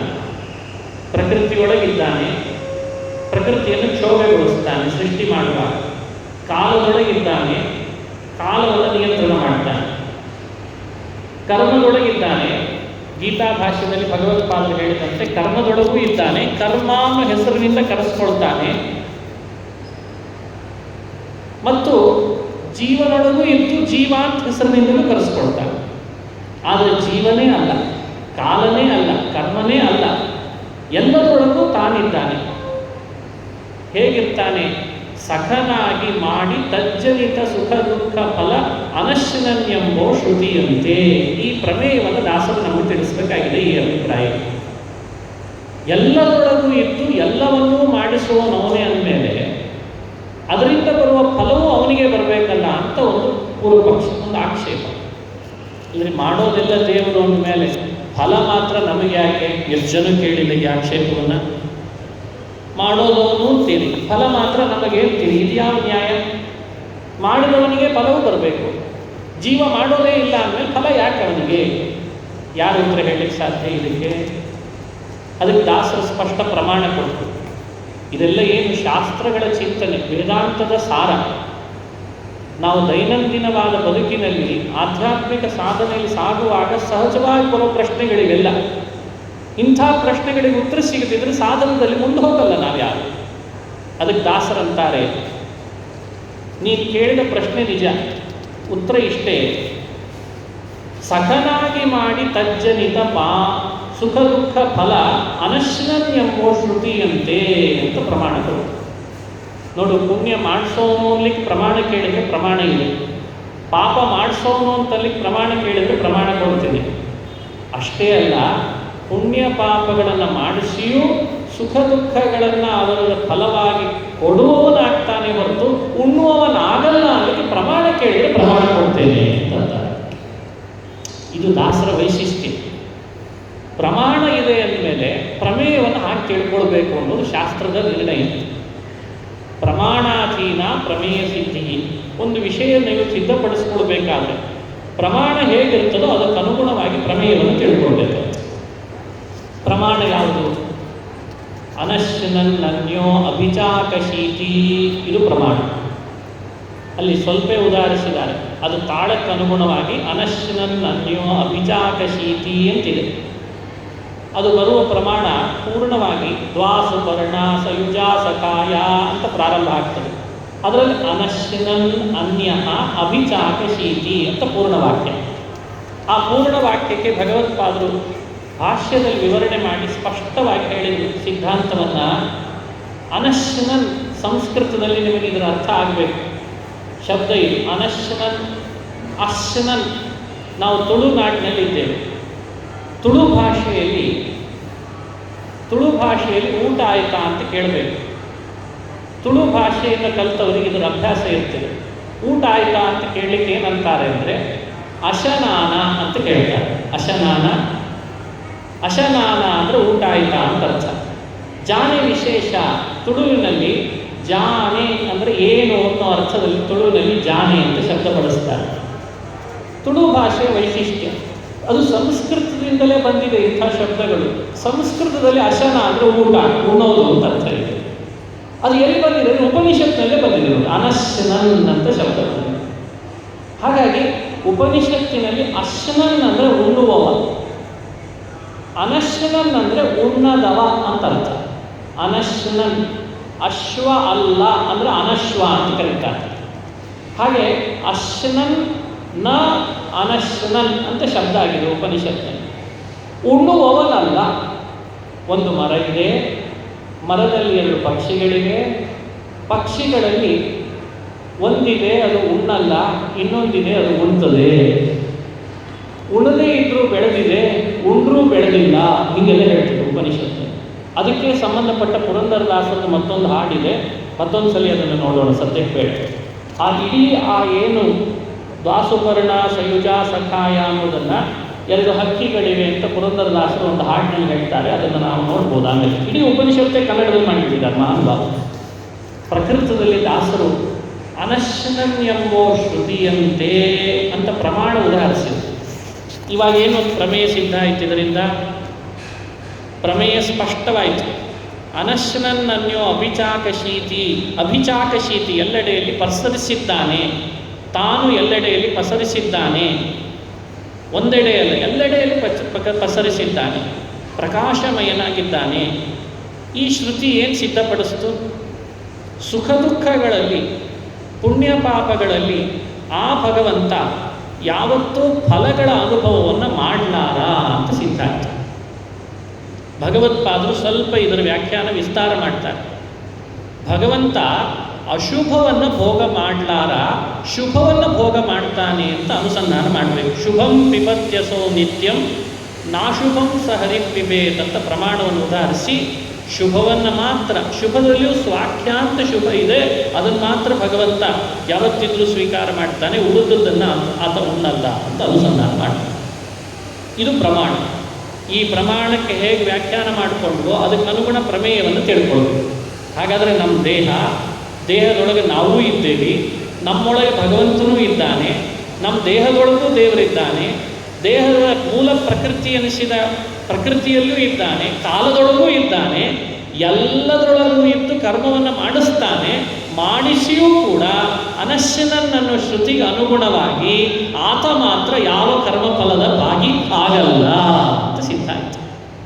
ಇದು ನಮ್ಮಲ್ಲಿ ಯಾವಾಗಲೂ ಅನುಸಂಧಾನ ಇರಬೇಕು. ಏಕಮೇವನು ಉಣದೆ ಜೀವರಿಗೆ ಹಾಕುವ ತೆರ ಏಕಮೇವ, ಏಕಮೇವ ಅಂತ ಮತ್ತೊಂದು ಶ್ರುತಿ, ಅದನ್ನು ಇಲ್ಲಿ ಉದಾಹರಿಸಿ ಅವನೊಬ್ಬನೇ, ಏಕಮೇವ ಅನ್ನೋ ಶಬ್ದದ ಅರ್ಥ ಏನು? ಪ್ರಧಾನ ಅಂತ ಅರ್ಥ. ಅವನೊಬ್ಬನೇ ಸ್ವತಂತ್ರ. ಭಗವತ್ಪಾದರು ಈ ವಿಷಯವನ್ನು ಸ್ಪಷ್ಟಪಡಿಸ್ತಾರೆ. ಯಾರೋ ಕೇಳಿದರು, ದೇವರು ಯಾಕೆ ಎಲ್ಲವನ್ನೂ ಮಾಡಿಸಿ ಅದರ ಫಲ ಉಣ್ಣಲ್ಲ? ಅವನು ಉಣಬೇಕಲ್ವಾ? ಈಗ ನೋಡಿ, ಒಂದು ಮನೆ ಇದೆ, ಆ ಮನೆ ಒಳಗೆ 2 ಅಥವಾ 3 ಜನ ಸದಸ್ಯರು ಒಂದು ಕೆಲಸ ಮಾಡ್ತಾರೆ. ಮಾಡಿದ್ರಿಂದ ಒಂದಿಷ್ಟು ಫಲ ಬರ್ತದೆ. ಬಂದದ್ರ ಫಲವನ್ನು 3 ಹಂಚ್ಕೊತಾ ಇರ್ತಾನೆ. ಯಾರೊಬ್ಬ ತಾನೇ ಹಂಚಿಕೊಳ್ಳದೆ ಇರುವವ? ಹಾಗಾದರೆ ದೇಹ ಅನ್ನೋದು ಒಂದು ಮನೆ. ಈ ಮನೆ ಒಳಗೆ ಅನೇಕ ಸದಸ್ಯರಿದ್ದಾರೆ. ಜೀವನು ಒಬ್ಬ ಸದಸ್ಯ. ದೇಹ, ಇಂದ್ರಿಯ, ಧಾತು, ಅವುಗಳಿಗೆ ಅಭಿಮಾನಿಗಳಾದ ದೇವತೆಗಳು ಅವರೆಲ್ಲ ಸದಸ್ಯರೇ. ದೇವರು ಒಬ್ಬ ಸದಸ್ಯನಾದ. ಹಾಗಾದರೆ ಈ ದೇಹದ ಮನೆ ಒಳಗೆ ಸದಸ್ಯರ ಮಧ್ಯದಲ್ಲಿ ಬಿದ್ದ ದೇವರು ತಾನೊಬ್ಬ ಉಣ್ಣಲ್ಲ, ಉಳಿದವರೆಲ್ಲ ಉಣ್ಣೋ ಹಾಗೆ ಮಾಡ್ತಾನೆ ಅಂತಂದರೆ ಇದು ಯಾವ ನ್ಯಾಯ ರೀ? ಇದಕ್ಕೇನು ಉತ್ತರ? ಅವನು ಉಣಬೇಕಲ್ವೇ? ಅಥವಾ ಒಂದು ಮನೆ ಇದೆ, ಆ ಮನೆ ಒಳಗೆ ಯಾವುದಾದ್ರೂ ಒಂದು 4-6 ಜಂತಿಗಳು ಹಾಕಿ ಕಟ್ಟಿರ್ತಾರೆ, ಕೆಳಗಡೆ ಮಲಗಿರ್ತಾರೆ. 4 ಜಂತಿ ದಪ್ಪಂತ ಬಿತ್ತು ಅಂದರೆ ಅದರಿಂದ ದುಃಖದ ಅನುಭವ ಕೆಳಗೆ ಮಲ್ಕೊಂಡ 4 ಸದಸ್ಯರಿಗೆ ಆಗ್ತದೋ ಇಲ್ಲೋ? ಒಬ್ಬನಿಗೆ ಮಾತ್ರ ಆಗಲಿಲ್ಲ, ಉಳಿದವರಿಗೆ ಆಗ್ತದೆ ಅಂದರೆ ಏನು ಅರ್ಥ ರೀ? ಎಲ್ಲರ ತಲೆ ಮೇಲೂ ಬಿಡಬೇಕು ಅದು. ಹೀಗೆ ಉದಾಹರಣೆಗಳಿಂದ ಪೂರ್ವಪಕ್ಷ ಮಾಡುವವರು ಬಹಳ. ಅದಕ್ಕೆ ದಾಸರು ಒಂದೇ ಮಾತಲ್ಲಿ ಉತ್ತರ ಕೊಟ್ಟರು, ಯುಕ್ತಿಯಿಂದ ತಿಳ್ಕೋ ಅಂತ.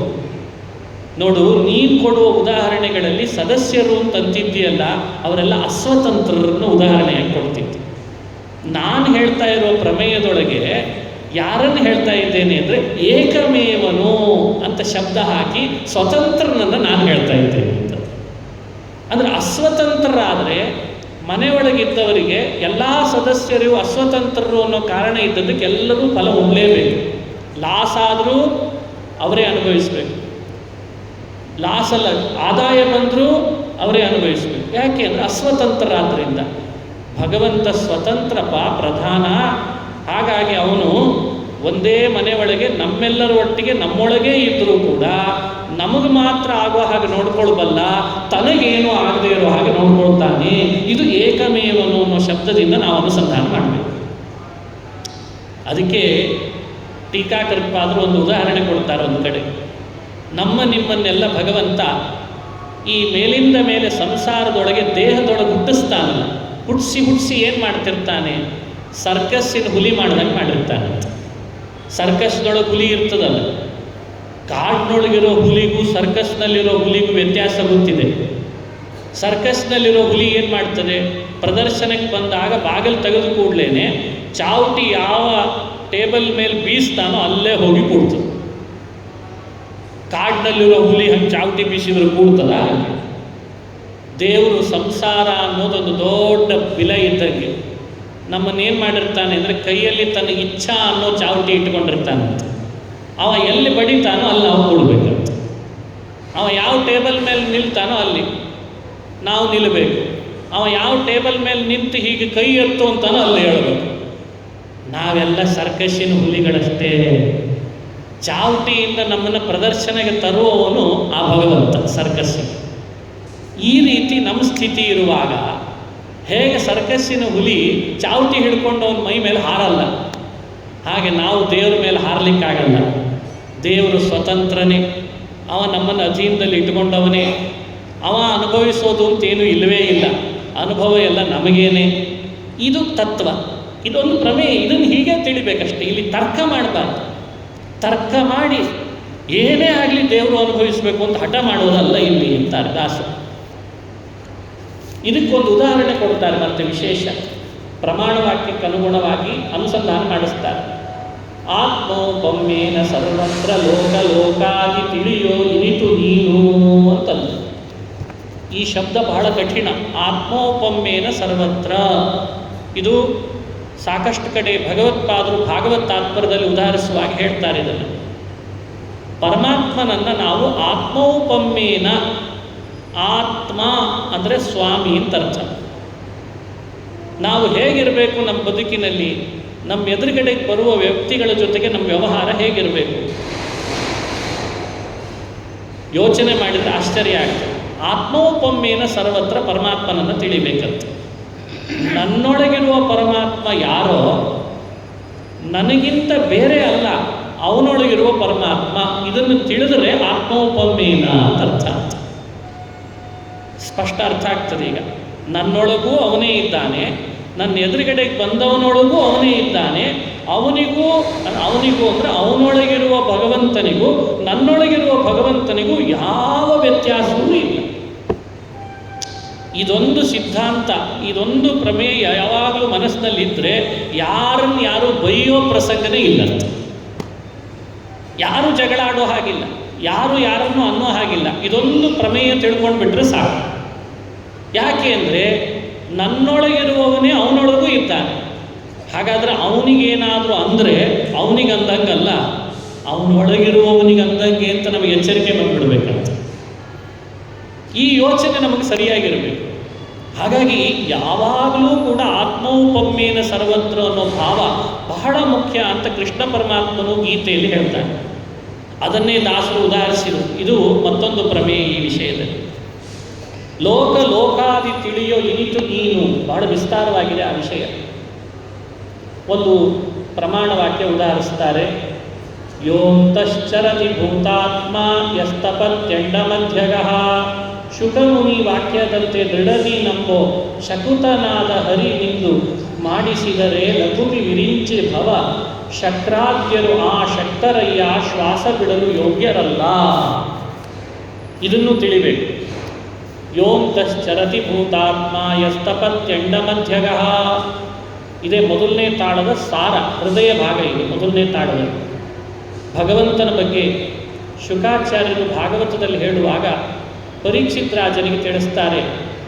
ನೋಡು, ಭೂತಾತ್ಮ. ಭೂತ ಅಂದರೆ ಜೀವರು, ಜೀವರ ಒಳಗಿದ್ದು ಅವರನ್ನು ನಿಯಮನ ಮಾಡುವವ ಭೂತಾತ್ಮ. ಭೂತಸ್ವಾಮಿ ಜೀವ ನಿಯಾಮಕನಾದ ಭಗವಂತ ಅಂತಃ ಚರತಿ, ಮಧ್ಯಗಃ ಚರತಿ, ಅಂಡಗಃ ಚರತಿ. ಒಳಗೆ, ಬ್ರಹ್ಮಾಂಡದ ಒಳಗೆ, ಬ್ರಹ್ಮಾಂಡದ ಮಧ್ಯ, ಬ್ರಹ್ಮಾಂಡದ ಹೊರಗೆ. ಇಲ್ಲಿ ಹೊರಗೆ ಅಂತ ಬಂದಿಲ್ಲ, ಉಳಿದೆಲ್ಲವನ್ನು ಸಂಗ್ರಹಿಸಿದ್ದಾರೆ. ಅಂತಹ, ಮಧ್ಯಗಃ, ಚರತಿ, ತಪತಿ. ಚರತಿ ಮತ್ತು ತಪತಿ ಎರಡು ಕ್ರಿಯಾಪದಗಳನ್ನು ಹೇಳಿದ್ದಾರೆ. ತಪತಿ ತಪತಿ ಅಂದರೆ ನಾವು ತಿಳಿದಂತೆ ತಾಪ ಕೊಡೋನು ಅಂತ ಮಾಡ್ಕೋಬಾರ್ದು. ತಪತಿ ಶಬ್ದ ಸೂರ್ಯನಲ್ಲಿ ಭಗವಂತ ಇದ್ದು ತಾಪ ಕೊಡ್ತಾನೆ ಅಂತ ಗೀತೆ ವ್ಯಾಖ್ಯಾನ ಮಾಡುವಾಗ ಭಗವತ್ಪಾದರು ಸ್ಪಷ್ಟಪಡಿಸ್ತಾರೆ. ಆ ಧಾನ್ಯಗಳನ್ನು ಎಷ್ಟು ಗಟ್ಟಿ ಆಗಬೇಕೋ ಅಷ್ಟು ಗಟ್ಟಿಯ ಆಗುವಾಗ ಮಾಡ್ತಾನಾದ್ರಿಂದ ತಪತಿ ಅಂತ ಹೆಸರಂತ.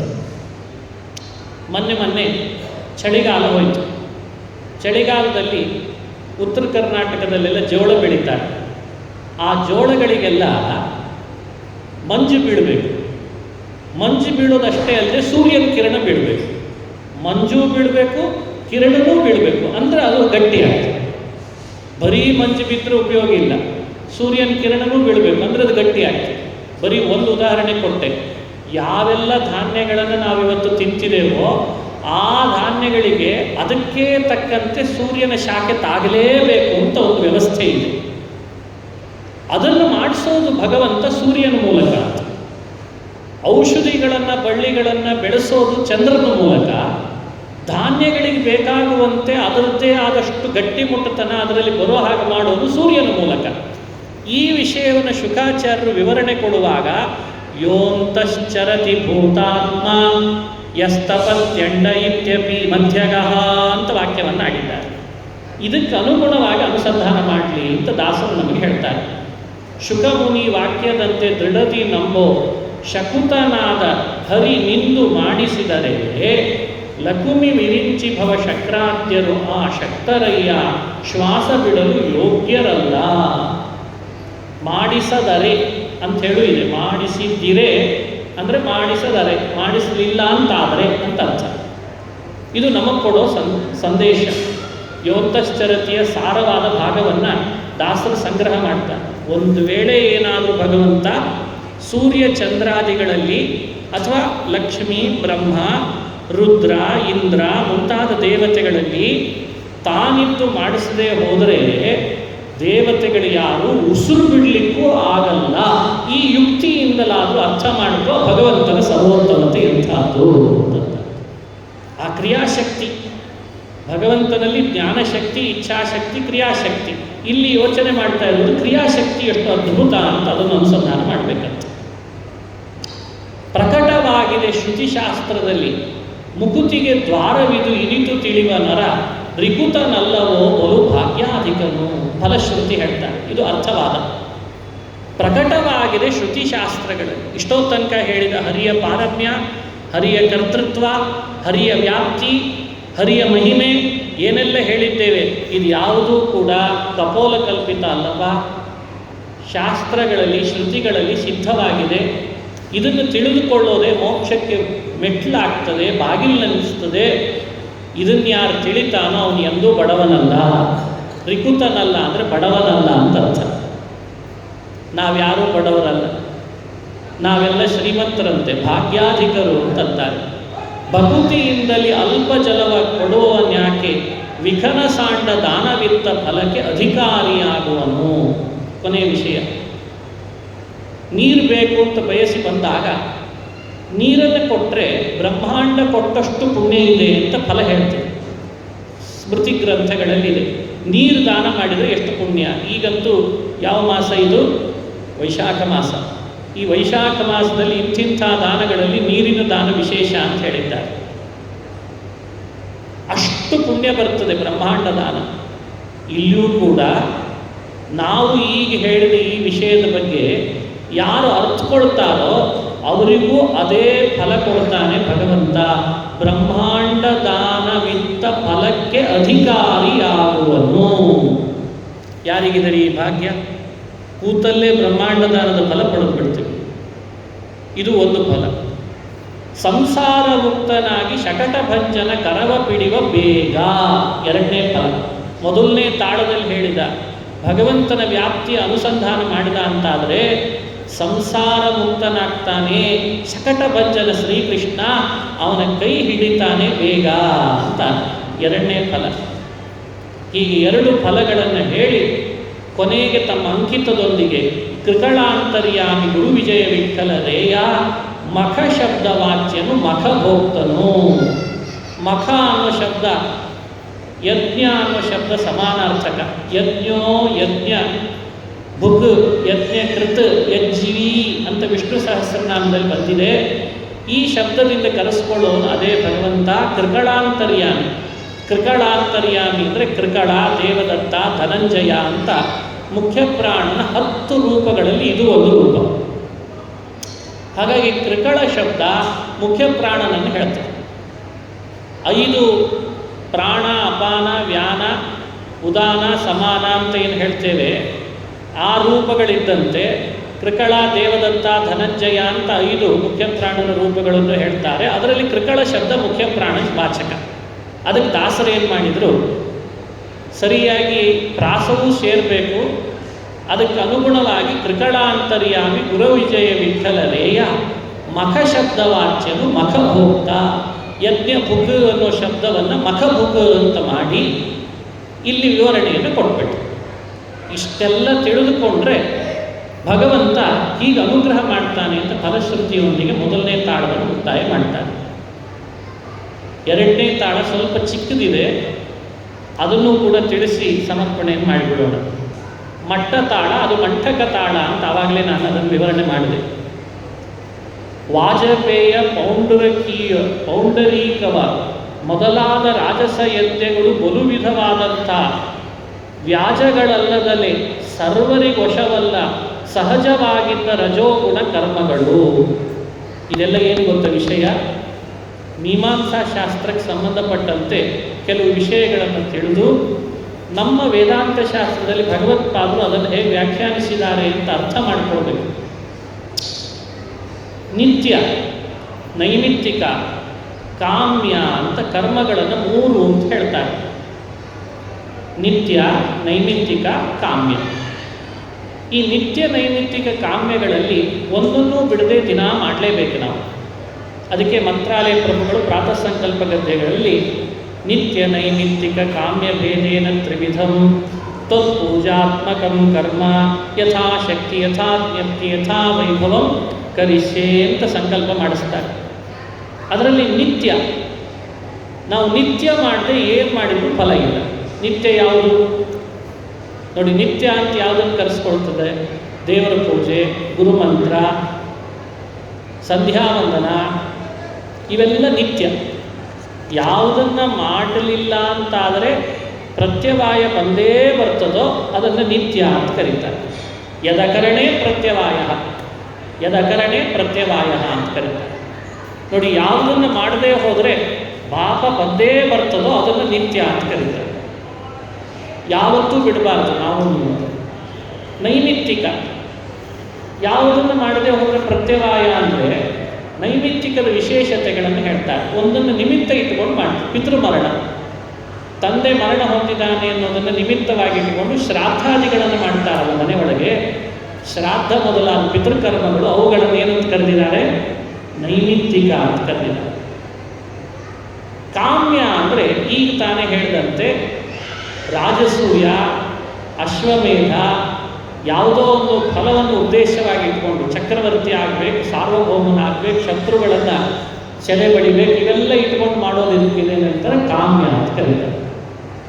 ಈ 3 ವಿಧವಾದ ಕರ್ಮಗಳಲ್ಲಿ ನಾವಿವತ್ತು ನಮ್ಮ ಪರಿಸರದೊಳಗೆ ಕಾಮ್ಯವನ್ನು ಮಾಡಲಿಕ್ಕೆ ಹೊರಟ್ರೆ ಅದು ಎಲ್ಲಿಗೆ ಪರ್ಯವಸಾನ ಆಗ್ತದೆ? ಕಾಮ್ಯ ಅಂದರೆ ರಾಜಸದಲ್ಲಿ ಪರ್ಯವಸಾನ ಆಗ್ತದೆ ಅಂತ ದಾಸರಾಯ ಎಷ್ಟು ವಿಶೇಷವಾಗಿ ಅನುಸಂಧಾನ ಮಾಡಿಸಿದ್ದಾರೆ. ಅದರ ಬಗ್ಗೆ ಆಲೋಚನೆ ಮಾಡಿ ನೋಡಿ. ಅದು ಶಬ್ದ ಹೀಗಿದೆ: ವಾಜಪೇಯ ಪೌಂಡರೀಕವ ಮೊದಲಾದ ರಾಜಸ ಯಜ್ಞಗಳು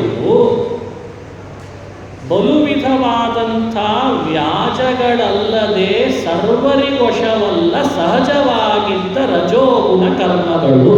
ಅಲ್ಲಿ ಫುಲ್ ಸ್ಟಾಪ್ ಹಾಕಬೇಕು. ಇವು ರಾಜಸ ಯಜ್ಞಗಳಾಗ್ತವೆ.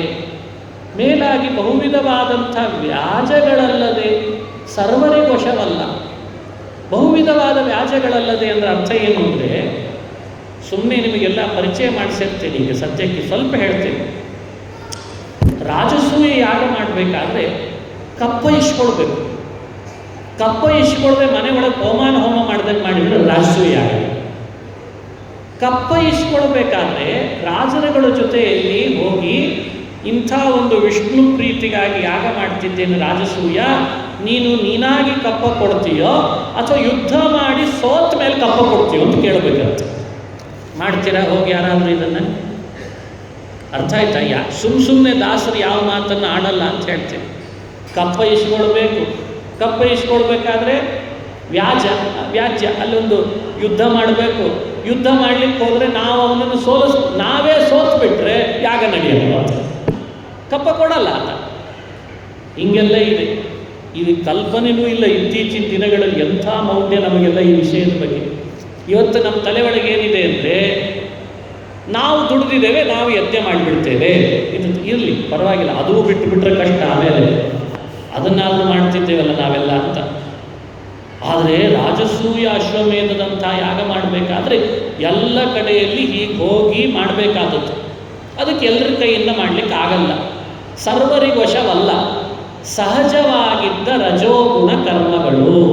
ವ್ಯಾಜ್ಯ ಶುರು ಆದಮೇಲೆ ರಜೋಗುಣ ಸೇರ್ಕೊಳ್ತು. ನಾ ಗೆಲ್ಲಬೇಕು, ನನಗೆ ಕೀರ್ತಿ ಬರಬೇಕು, ಇವೆಲ್ಲ ಸೇರ್ಕೊಳ್ತದೋ ಇಲ್ಲ? ಸೇರ್ಕೊಂಡ್ರೆ ಮತ್ತೆ ರಜೋಗುಣ ಆಯ್ತೋ ಇಲ್ಲ? ಅದು ನಮ್ಮ ಕೈಯಲ್ಲಿ ಮಾಡಲಿಕ್ಕಾಗಲ್ಲ. ಸರ್ವರಿಗೂ ವಶವಲ್ಲದೆ ಶಬ್ದದ ಅರ್ಥ ಏನು ಅಂದರೆ, ರಾಜಸೂಯ ಅಶ್ವಮೇಧ ಮಾಡಲಿಕ್ಕೆ ಅಂತ ಅರ್ಹತೆ ಎಲ್ಲರಿಗಿಲ್ಲ ಅಂತ ಅರ್ಥ. ಅದು ಶಾಸ್ತ್ರೀಯ ಶಬ್ದ. ಎಲ್ರಿಗೂ ಅದರ ಅರ್ಹತೆ ಇರಲ್ಲ. ಅದಕ್ಕೆ ನೋಡಿ, ವೇದದಲ್ಲಿ ಹೇಳಿದಾರಲ್ಲ ಅಂತ ಎಲ್ಲ ಕರ್ಮ ಮಾಡಲಿಕ್ಕೆ ಹೋಗಬಾರ್ದು. ಇತ್ತೀಚೆಗೆ ಕೆಲವು ಕಡೆಯಲ್ಲಿ ಅದನ್ನು ನೋಡ್ತೇವೆ. ಪುರಾಣದಲ್ಲಿ ಹೇಳಿದಾರಲ್ಲ ಅಂತ ಎಲ್ಲ ವ್ರತ ಮಾಡಲಿಕ್ಕೆ ಶುರು ಮಾಡಿದ್ದಾರೆ. ಕೆಲವು ದಿನ ಸಂಧ್ಯಾವಂದನೆ ಶುದ್ಧ ಮಾಡಿರಲ್ಲ, ಆಗಲೇ ವಿಷ್ಣು ಪಂಚಕ ಮುಗಿಸ್ಬಿಟ್ಟಿರ್ತಾರೆ. ಇದು ಯಾವ ನ್ಯಾಯ? ಇದು ಯೋಚನೆ ಮಾಡಿದರೆ ಆಶ್ಚರ್ಯ ಆಗ್ತದೆ. ಮನುಷ್ಯನಿಗೆ ನಿತ್ಯ ಕರ್ಮಗಳ ಬಗ್ಗೆನೇ ಸರಿಯಾಗಿ ಮಾಡಿಕೊಳ್ಳಿಕ್ಕೆ ಆಗ್ತಾ ಇಲ್ದಿದ್ದಾಗ ಅವುಗಳನ್ನೆಲ್ಲ ಮೊಟಕುಗೊಳಿಸಿ ಒಂದು 5 ದಿವಸ ಉಪವಾಸ ತಾನೇ ಹೆಲ್ದಿಯಾಗಿರ್ತೇನೆ ಆಚಾರ್ಯ, ದೇಹವು ಸಣ್ಣ ಆಗಬೇಕಾಗಿದೆ, ತುಂಬ ಫ್ಯಾಟ್ ಬಂದಿದೆ, 5 ದಿವಸ ವಿಷ್ಣು ಪಂಚಕ ಮಾಡಿಬಿಡ್ತಾರೆ. ನಿತ್ಯ ಮಾಡೋ ಮಾರಾಯ, ನೈಮಿತ್ತಿಕ ಮಾಡೋ ಶ್ರದ್ಧೆಯಿಂದ, ಆಮೇಲೆ ಕಾಮ್ಯ ಮಾಡುವಂತೆ ಯೋಚಿಸಿದರೆ ಗಂಭೀರ ಆಗ್ತದೆ. ಬಹಳ ಹೇಳಿಲ್ಲ, ಸುಮ್ಮನೆ ಹೇಳಿದೆ ಅಷ್ಟೇ, ಸ್ವಲ್ಪ ವಿಷಯ ಇರಲಿಕ್ಕೆ. ಹಾಗಾಗಿ ಆ ಕರ್ಮ, ವ್ರತ, ನಿಯಮ, ಅನುಷ್ಠಾನಗಳನ್ನು ಮಾಡಲಿಕ್ಕೆ ಅದರದ್ದೇ ಆದ ಅರ್ಹತೆ ಇರ್ತದೆ. ಅರ್ಹತೆ ಇದ್ದವನು ಅದನ್ನು ತಪ್ಪದೇ ಮಾಡಲೇಬೇಕಾಗ್ತದೆ. ಯಾರಿಗೆ ಅರ್ಹತೆ ಇದೆ ಅದನ್ನು ನಾವು ಬಿಡಬಾರದು ಅಂತ ಇಷ್ಟೇ ಶಾಸ್ತ್ರಗಳ ಅಭಿಪ್ರಾಯ ಮಾತಿಗೆ. ರಾಜಸೂಯ ಅಶ್ವಮೇಧಗಳು ಕೂಡ ಎಲ್ರಿಗಿರೋದಲ್ಲ ಅಂತ ತಾತ್ಪರ್ಯ ಹೇಳಿ, ರಾಜಿಸುವ ಸತ್ವಗುಣ ಮಿಶ್ರವಿಲ್ಲದೇಲೆ ಭೋಜಕುಲೋತ್ತಮನ ಪ್ರೀತಿಯಾಗದು ಕೇಳಿ, ವೈ ರಾಜವಾದ ಜ್ಞಾನದ ವ್ಯತಿರಿಕ್ತ ರಾಜೀವ ಪೀಠ ಮಿಕ್ಕಾದವರೆಲ್ಲ ನೈಜವಾದ ಗತಿ ಐದರು ಎಂದಿಗೂ ರಾಜೀವ ಮಿತ್ರ ಗಗನದಿ ಉದಯಿಸದೆ ಆ ರಾಜಿತವಾದ ತಮ ಓಡದು ಎಂದಿಗೂ ಬೀಜ ಮಾತಿದು ಕೇಳಿ ನಹಿ ಜ್ಞಾನೇನ ಸದೃಶಂ ಪವಿತ್ರಮಿಹ ವಿದ್ಯತೆ. ಭಗವದ್ಗೀತೆ ಬಂತು.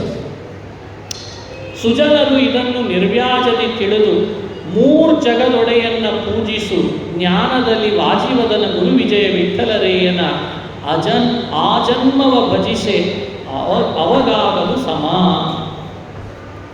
ವಿಷಯ ಎಷ್ಟು ಸ್ವಾರಸ್ಯ ಇದೆ ಇಲ್ಲಿ. ಶೇಷದಾಸರ ಮಾತುಗಳನ್ನು ನಾನು ಆವಾಗ ನೋಡಿದಾಗ ಅನ್ನಿಸ್ತದೆ, ನಿರ್ಣಯಾತ್ಮಕವಾದ ಮಾತುಗಳು. ಅಂದರೆ ಸಂಶಯ ಹುಟ್ಟಿಸಲ್ಲ, ನಿರ್ಣಯವನ್ನೇ ಮಾಡಿ ನಮಗೆ ಅನುಸಂಧಾನ ಮಾಡಿಸಿಬಿಡ್ತಾರೆ. ಈ 2ನೇ ತಾಳದಲ್ಲಿ ಎಷ್ಟು ನಿರ್ಣಯ ಮಾಡಿ ಕೊಟ್ಬಿಟ್ಟು, ನೀನು ರಾಜಸೂಯ ಯಾಗ ಮಾಡ್ತೀನಿ ಅಂತ ಸಾಹಸ ಮಾಡಬೇಡ, ನೀನು ಅಶ್ವಮೇಧ ಯಾಗ ಮಾಡ್ತೀನಿ ಅಂತ ಹೋಗಬೇಡ, ಪೌಂಡ್ರೀಕ ಯಾಗ ಮಾಡ್ತೀನಿ ಅಂತ ಪುಂಡ್ರೀಕ ಯಾಗ ಮಾಡ್ತೀನಿ ಅಂತ ಸಾಹಸ ಮಾಡಬೇಡ. ಅದು ಎಲ್ರಿಗೂ ಮಾಡಲಿಕ್ಕೆ ಹೇಳಿಲ್ಲ ಅಲ್ರಿ. ವೇದ ಹೇಳ್ತದಲ್ಲ, ವೇದ ಹೇಳಿದ್ದನ್ನೆಲ್ಲ ಮಾಡಬೇಡ ಅಂತ. ವೇದ ಹೇಳಿದ್ದನ್ನೆಲ್ಲ ಮಾಡ್ತೀನಿ ಅಂತ ಹೋಗಬೇಡ, ನಿನ್ನ ಅರ್ಹತೆಗೆ ಯಾವುದಿದೆಯೋ ಅದನ್ನು ನೀನು ಮಾಡು ಅಂತ ಅವ್ರು ಹೇಳಬೇಕಾಗಿದೆ. ಅದನ್ನು ಒಂದು ಸ್ವಾರಸ್ಯಕರವಾಗಿ ಹೇಳಿದರು. ಹೇಗೆ ಹೇಳಿದರು? ರಾಜಿಸುವ ಸತ್ವಗುಣ ಮಿಶ್ರವಿಲ್ಲದೆ ಭೋಜಕುಲೋತ್ತಮನ ಪ್ರೀತಿಯಾಗದು ಕೇಳಿ. ನೀನೇನೋ ಮಾಡ್ತೀನಿ ಅಂತ ಹೋದರೆ ಅಲ್ಲಿ ಸತ್ವಗುಣ ಇಲ್ಲದೇನೆ ರಜೋಗುಣ ಹೆಚ್ಚಾಗಿ ಕರ್ಮ ಮಾಡಿಬಿಟ್ಟಿ ಅಂದರೆ ಅದು ದೇವರಿಗೆ ಪ್ರೀತಿ ಆಗ್ತದೆ ಅಂತಿಲ್ಲ. ವೈರಾಜವಾದ ಜ್ಞಾನದ ವ್ಯತಿರಿಕ್ತ ರಾಜೀವ ಪೀಠ ಮಿಕ್ಕಾದವರೆಲ್ಲ ನೈಜವಾದ ಗತಿ ಐದರು ಎಂದಿಗೂ ಅಂತದ್ದು. ಎಲ್ಲರೂ ಮೋಕ್ಷವನ್ನು ಪಡೆದದ್ದು, ಆ ಪೀಠವನ್ನು ಅಲಂಕರಿಸಿದ್ದು, ಭಗವಂತನ ಪಾದ ಸೇರಿದ್ದು ನೈಜವಾದ ಜ್ಞಾನದಿಂದ. ಜ್ಞಾನ ಬಿಟ್ಟು ಮತ್ತೊಂದರಿಂದ ಯಾರೂ ಪಡೆದಿಲ್ಲ ಮುಕ್ತಿಯನ್ನು. ಹಾಗಾಗಿ ಜ್ಞಾನಕ್ಕೆ ಪ್ರಾಮುಖ್ಯತೆಯನ್ನು ಕೊಡಬೇಕು. ಈ ಕಾರಣದಿಂದ ಜ್ಞಾನ ಯಜ್ಞವನ್ನು ಮಾಡು ಅಂತ ಅವ್ರಿಗೆ ನಮಗೆ ಅಪ್ಪಣೆ ಕೊಡಿಸ್ಬೇಕಾಗಿದೆ. ಜ್ಞಾನ ಯಜ್ಞ ಮಾಡಲಿಕ್ಕೆ ಇವನು ಅರ್ಹ ಇವನು ಅನರ್ಹ ಅಂತ ವ್ಯವಸ್ಥೆ ಇಲ್ಲಂತೆ. ಎಲ್ಲರೂ ಜ್ಞಾನ ಯಜ್ಞ ಮಾಡಬಹುದು. ಅಂದ್ರೆ ಅರ್ಥಾತ್ ಕೆಲವರು ಕೇಳಬಹುದು, ಅದು ಅವರಿಗೆ ಜ್ಞಾನ ಯಜ್ಞ. ಕೆಲವರು ಹೇಳಲಿಕ್ಕೆ ಅವಕಾಶ ಇದೆ, ಅದು ಅವರಿಗೆ ಜ್ಞಾನ ಯಜ್ಞ. ಹೇಳೋರು ಹೇಳೋದನ್ನು ಮಾಡಬೇಕು, ಕೇಳೋರು ಕೇಳೋದನ್ನು ಮಾಡಬೇಕು, ಅವರಿಗೆ ಅದು ಜ್ಞಾನ ಯಜ್ಞ ಆಗಿಬಿಡ್ತದೆ. ಇದಕ್ಕೇನು ಸಮಸ್ಯೆ? ಇಲ್ಲೆಲ್ಲಿ ಖರ್ಚಿದೆ, ಇಲ್ಲೆಲ್ಲಿ ರಾಜಸ ಸೇರಿಕೊಂಡಿದೆ ನೋಡಿ. ಶೇಷದಾಸರು ಕಲಿಯುಗದ ಸುಜನರಿಗೆ ಆದೇಶ ಮಾಡ್ತಾರೆ, ಜ್ಞಾನ ಯಜ್ಞವನ್ನು ಎಲ್ಲರೂ ಮಾಡಲಿ. ಜ್ಞಾನದಿಂದ ಮುಕ್ತಿ ಪಡೆದವರು ಇದ್ದಾರೆ, ಅದು ನಮಗೆ ಆಧಾರವಾಗ್ತದೆ. ರಾಜೀವ ಮಿತ್ರ ಗಗನದಿ ಉದಿಸದೆ ಆ ರಾಜಿತವಾದ ತಮ ಓಡದು ಎಂದಿಗೂ. ಇದು ಉದಾಹರಣೆ. ಒಂದು ವೇಳೆ ಆಕಾಶದಲ್ಲಿ ಸೂರ್ಯನೇ ಉದಯಿಸಲಿಲ್ಲ ಅಂದರೆ ಎಂದಾದರೂ ನಮ್ಮ ಕತ್ಲೆ ಕಳೆದದ್ದು ಅಂತಿದೆನಾ? ಹಾಗೆ ನಮ್ಮ ನಿಮ್ಮೆಲ್ಲರ ಹೃದಯ ಒಂದು ಆಕಾಶ ಇದ್ದಾಗ, ಇಲ್ಲಿ ಜ್ಞಾನ ಅನ್ನುವ ಸೂರ್ಯನೇ ಉದಯಿಸಲಿಲ್ಲ ಅಂತಾಗಿಬಿಟ್ರೆ ಅಜ್ಞಾನದ ಕತ್ತಲೆಯನ್ನು, ಆ ಅಜ್ಞಾನದಿಂದಲೇ ಉಂಟಾಗುವಂತಹ ದುಷ್ಕರ್ಮಗಳ ಕತ್ತಲೆಯನ್ನು ಓಡಿಸ್ಕೊಳ್ಳೋದು ಹೇಗಪ್ಪ? ಓಡಿಸ್ಕೊಳ್ಳೋದು ಹೇಗೋ? ಇದು ಅವರು ಕೊಟ್ಟ ಉದಾಹರಣೆಯ ಅರ್ಥ. ರಾಜಿತವಾದ ತಮ ಓಡೋದು ಎಂದಿಗೂ. ಎಷ್ಟು ಸರಸವಾದ ಉದಾಹರಣೆ! ಅದಕ್ಕೆ ಹೃದಯದಲ್ಲಿ ಜ್ಞಾನದ ಪ್ರಕಾಶ ಬೆಳಗಬೇಕು.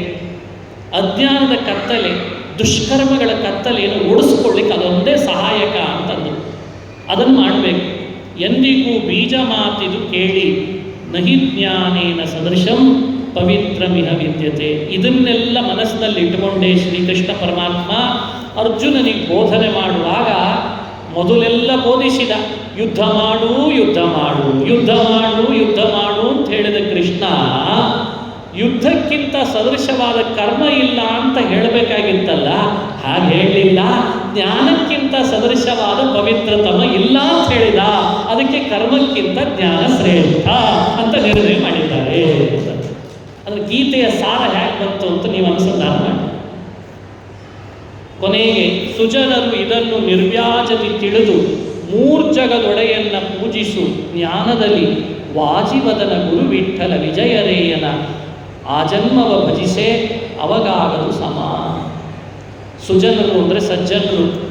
ಈಗ ನಾನು ಮಾಡಿಕೊಟ್ಟ ಪ್ರಮೇಯ ವಿಷಯವನ್ನು ತಿಳಿದು ನಿರ್ವ್ಯಾಜದಿಂದ ಮೂರ್ಜಗದೊಡೆಯನಾದ ತ್ರಿಲೋಕದೊಡೆಯನಾದ ಪರಮಾತ್ಮ ಬಿಂಬರೂಪಿ ಶ್ರೀಹರಿಯನ್ನು ಜ್ಞಾನದಲ್ಲಿ ಭಜಿಸು.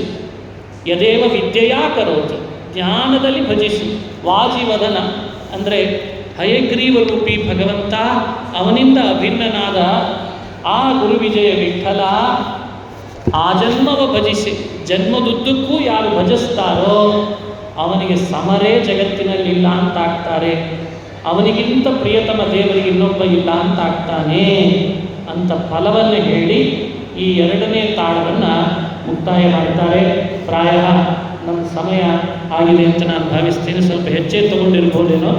ಅಂತೂ ದಾಸರ ಆರಾಧನೆಯಲ್ಲಿ ಎರಡು ತಾಳಗಳ ಬಗ್ಗೆ ಈ ಬಾರಿ ಉಡುಪಿಯ ಕ್ಷೇತ್ರದಲ್ಲಿಯೂ ಪ್ರವಚನ ಮಾಡುವ ಅವಕಾಶವನ್ನು ನೀಡಿದ್ದಕ್ಕೆ ನಮ್ಮ ಶ್ರೀನಿವಾಸ್ ಕಟ್ಟಿಯವರಿಗೂ ಇನ್ನಿತರ ಅವರ ಎಲ್ಲ ಜೊತೆಗಾರರಿಗೂ ಕೂಡ ಧನ್ಯವಾದಗಳನ್ನು ತಿಳಿಸಿ, ಬೇರೆ ಬೇರೆ ಊರಿನಿಂದ ಬಂದು ಪ್ರತಿ ವರ್ಷವೂ ದಾಸರ ಆರಾಧನೆಯಲ್ಲಿ ಭಾಗವಹಿಸುವ ತಮ್ಮೆಲ್ಲರನ್ನೂ ಅಭಿನಂದಿಸಿ, ವಿಶೇಷ ಈ ಚತುರ್ಥ ಪರ್ಯಾಯದಲ್ಲಿ ಇಂಥ ಕಾರ್ಯಕ್ರಮ ಮಾಡಲಿಕ್ಕೆ ಅವಕಾಶ ಮಾಡಿಕೊಟ್ಟ ಪೂಜ್ಯ ಶ್ರೀಪಾದಂಗಳವರನ್ನು ಭಕ್ತಿಪೂರ್ವಕ ನಮಸ್ಕರಿಸಿ ಇನ್ನೂ ಜ್ಞಾನ ಭಕ್ತಿ ವೈರಾಗ್ಯ ಅಭಿವೃದ್ಧಿಯಾಗುವಂತೆ ಅನುಗ್ರಹಿಸಲಿ ದಾಸರು ಅಂತರ್ಯಾಮಿ ಮುಖ್ಯ ಪ್ರಾಣ ವಿಜಯ ವಿಠಲ ಅಭಿನ್ನನಾದ ಶ್ರೀಕೃಷ್ಣ ನಮ್ಮನ್ನು ಅನುಗ್ರಹಿಸಲಿ ಎಂದು ಪ್ರಾರ್ಥನೆ ಮಾಡ್ತಾ ಮುಂದಿನ ಬಾರಿ ಮಾಡುವ ಆರಾಧನೆಯಲ್ಲೂ ಕಟ್ಟಿಯವರು ನನ್ನನ್ನು ನೆನಪಿಸ್ಕೊಂಡು ಒಂದು ಸೇವೆಗೆ ಅವಕಾಶ ಮಾಡಿಕೊಳ್ಳಿ ಅಂತ ಮೊದಲೇ ಅವರಲ್ಲಿ ಭಿನ್ನಹ ಮಾಡ್ತಾ ನನ್ನೆರಡು ಮಾತನ್ನು ಮುಕ್ತಾಯ ಮಾಡ್ತೇನೆ.